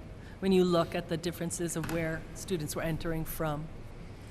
So just based on data and facts, by December of 2015, we were thinking we were headed for an accelerated merger, which would be a pre-K to 6 accelerated merger, tuitioning those 7th through 12th graders. But Christmas went by, budget season went by, and sentiment started to build in certain towns against the idea of changing grade structures, which forced us to kind of put on the brakes, try to respect that opinion, try to listen, and see what we could do to accommodate it. We spent a lot of February and April looking at both models. Could we, what would a K-8 look like if we were all together? What would a K-6 look like if we were all together? I think it was very awkward to try to come up with the same opportunities K-8. It was very clear that the sentiment to keep 7th and 8th graders local was to keep them in each town, not to have one school or facility be the 7th, 8th, but that there would be 3 separate facilities. And the Isle La Motte students and North Hero students would go to one school for 7 years, another school for 2 years, and then transfer to a completely different district for high school. It was hard for everybody, kept asking Barbara to come up with numbers. The committee cannot really identify, I felt, what exactly a K-8 would look like, what languages would we offer, what sciences would we offer. Right, it was very confusing in a lot of the public forums and in general for community members to understand the scope of the Act 46 committee and not think of them as a school board. Why, say things like, why don't you just start a school? Why don't you just move all of them over there? And so there's a lot of education that had to happen around, that's not the role, but those are some of the things that can be conveyed to a future school board. So they're documented and they can be conveyed. And we ultimately found around April that even considering being a K-8 district was not necessarily enough. Some communities felt that they weren't a good match, that maybe had a better match over in Franklin County or Franklin West, and that they didn't belong with the other districts in the supervisory union. And South Hero, in about April, decided to leave the study committee, or try to leave the study committee, and work with Georgia instead. And that really collapsed the idea of, can we come together and can we be strong enough and can we build enough students to have a K-8 within our district. So that really brought us to kind of a make or break moment, and Barbara and Mike and myself really put our heads together and thought, how do we reboot this effort? If people are leaving, Alberg was still talking about potential Franklin Northwest merger. And what we came up with is, let's bring in a bigger district and let's try to make a side-by-side where we can accommodate the different sentiments. That if you really value 7th and 8th locally, we can set up a side for that. If you value those opportunities that you can get in the larger communities, that you can do that by merging with a larger district. You're giving up school choice, but if it's important to you to have those opportunities for your kids, then that's your side and your option. And so we did engage South Burlington. We had some good conversations with them. They have got a lot going on in their community. It was clear it was going to be a much slower process, possibly too slow for our timeline. They're not forced to do anything. There was also a lot of feedback in two countywide public sessions that people were loath to give up choice. And for people whose children were already attending Essex or Colchester or MVU, that was not, as good as South Burlington is and as happy as the people whose children are that go there, that wasn't an acceptable option for them, to eliminate choice altogether. And what really came out of that is that we toured those facilities, that we talked to South Burlington. We went to Colchester, we toured that, and that was really a turning point in getting people excited. It brought South Hero back to the table. It probably got people too excited, because all of a sudden Grand Isle and South Hero were now talking about merging with South Burlington, and then we didn't have our side-by-side anymore. But I think it opened eyes, and it brought us to a point where Grand Isle and South Hero were willing to have a discussion in their communities about maybe they would want to be part of the side-by-side with South Burlington. But also, if they were willing to consider that, then it seems like we have 4 towns at the table that would consider school choice for 7 to 12. And if that's easiest and if that's quickest, then why not do it? And it qualifies for incentives. And so that conversation was had in Grand Isle. The Grand Isle School Board did a fantastic job of presenting it, leading a discussion of 50 people from all walks of life, students, parents, seniors were there. They unanimously, at the end of I would never recommend this, but they took a straw poll at the end of this and said, well, which direction should we go? 50 people raised their hand and said, we love school choice, we want to keep school choice, but we will tuition our kids off island. So they wanted to go with that pre-K to 6, but keep school choice for 7 to 12. South Heroes held a similar meeting, and Chris Bowser's the chair. She's here. She has done a fantastic job mediating a lot of difficult situations in South Hero. They're not feeling the same pinch down there. They do still have a lot of the programs, so it's been very difficult for South Hero. But South Hero residents, by and large, really were not enthusiastic about any of the options, not the side-by-side, even in the K-8 scenario, not the K to 6 merger. And so, again, we came to a point where I said, something's got to come of this. We're about out of money. We're about out of momentum, I think. We need to bring something forward. And So we took a calculated risk and we put a motion on the table in May to put together a K-6 district with the 3 towns that we knew were on board, Grand Isle, North Hero, and Isle Lamont, and had weighed in publicly and said, you know, we want to tuition our kids to these middle schools that have these opportunities. And Alburg and South Hero would be included as advisable. We're not going to force them, but we're going to have, we'd like them to come along, do the study, have these public forums, and come to vote with us, hopefully, in November. So that carried 15-0, in large part because we were not forcing Alburg or South Hero's hand at that time. We've spent the last 4 months putting that report together, and here we are today. And Alburg is not voting on November 8th, is that They right? have declined to vote on November 8th. They have asked for that extension to be able to vote up until November 30th of 2017.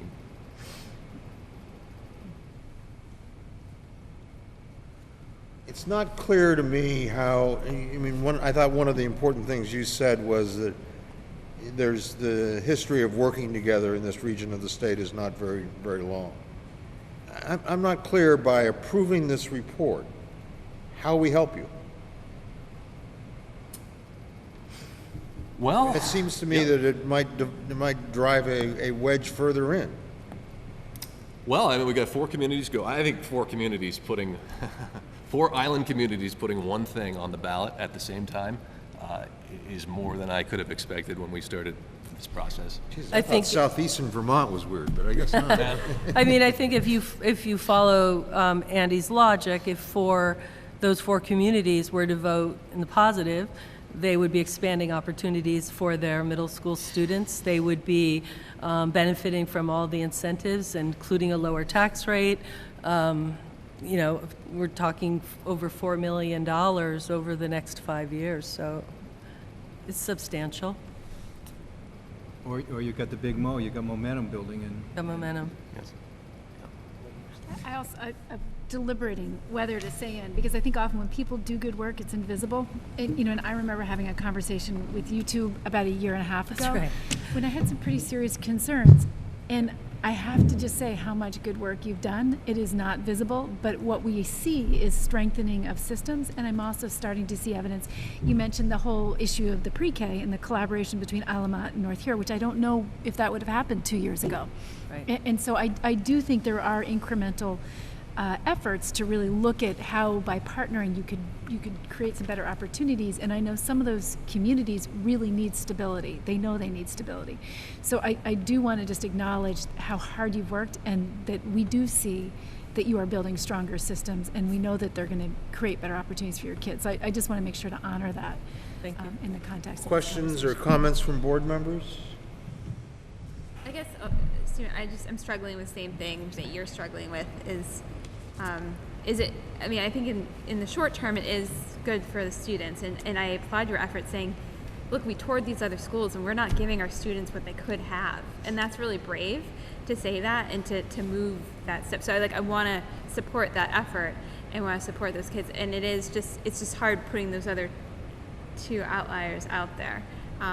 But I do think it would make, as the report says, that it would best interest of the students, really, for those 3 communities to come together and to have some more opportunities. And even when you outline in your report, seeing that there are discrepancies in between those 3 for K through 6, and maybe starting addressing those. But yeah, I share the same, Stephen. It looked funny on the paper, and you're just like, well, I feel like we're creating more problems than solving. And we may have overemphasized middle school. I think there are plenty of benefits in elementary school as well. We have 1 6th grader graduating this year from North Hero. That's the last we hear from Krista today, I think. I know, that's it. You know, she's like, give him a break over there. She's great. That's wonderful. My kids would never do that. Listen to your Yeah. 1 6th grader graduating from North Hero School this year.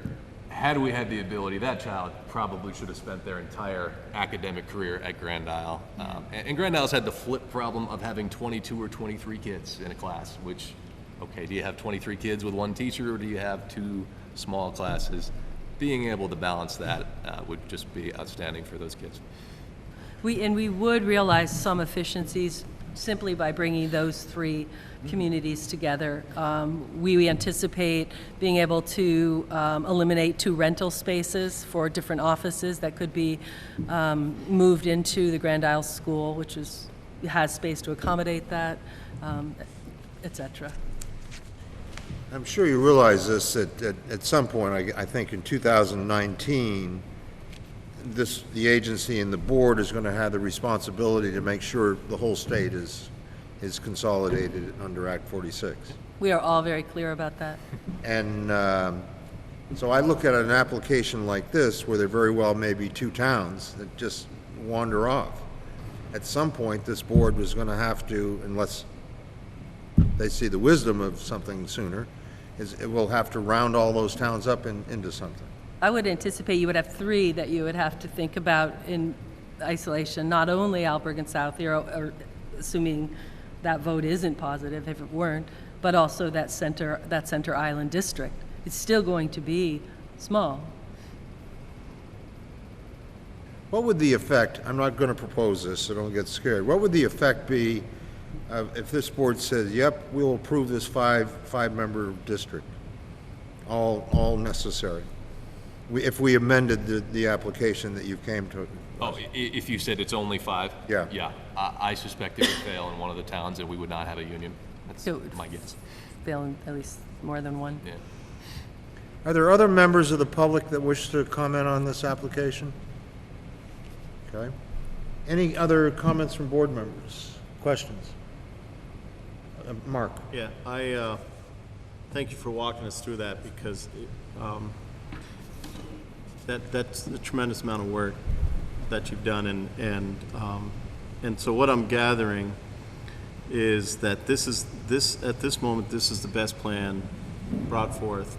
It's healing a community in terms of getting it to start looking at paradigm shift, and we're balancing that as a board with sort of being asked to approve a plan that we don't think goes far enough. And what might the effect have on the rest of the plans coming forth from other communities? And I think as a board, we realized that we were going to start to reach this point at some point. Boy, you've made it very clear how you've gotten here, and for me, it's hard not to applaud the work that you've done with each other and the work you've done with the state, the consultants and the AOE, and not try and encourage you to keep moving on. And if I hear correctly, if we don't approve this plan, that might be a step back. I would agree. Okay. Peter? Can I make a motion? You can, and you've got it right there? Yeah. I'll make a motion that the State Board vote to approve the report of the Grand Isle Supervisory Union Study Committee. Is that sufficient? That's sufficient, but I think for the record, and just so we're clear, it's the language that the agency was proposing. State Board of Education finds that the proposed formation of a new unified district by 3, 4, or 5-member districts of the GISU is in the best interest of the state, students, and the school district pursuant to 16 VSA 706C. That the State Board votes to approve the attached report of the GISU Study Committee. We're only voting to approve the report. We're not voting to create a new school district. Is there a second? Second, Mark? Any further discussion? To be clear, that means that it can go to the vote. It has to go to the vote That's what before you're- we can approve. Well, that's So I just want to make sure you understand what he's saying. We were. Any further discussion? If not, all those in favor say aye. Aye. Those opposed say no. The ayes appear to have it. The ayes do have it. Congratulations. Good luck. Yeah, good work. And hopefully all 5 towns buy into this. We'll work on it. Yeah. That concludes our work today on this agenda. Our next meeting is October 18th. We're scheduled to be at the agency headquarters in Barry.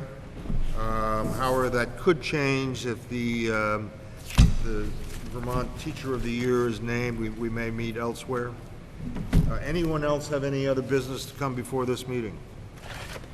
If not, I would entertain a motion to adjourn. So moved. Let the record note that we're an hour and 10 minutes ahead of schedule. Chris has moved to adjourn. Is there a second? Second. Second by Stacy. All those in favor say aye. Aye. Opposed say no. The ayes have it. We've adjourned. Thank you all for coming.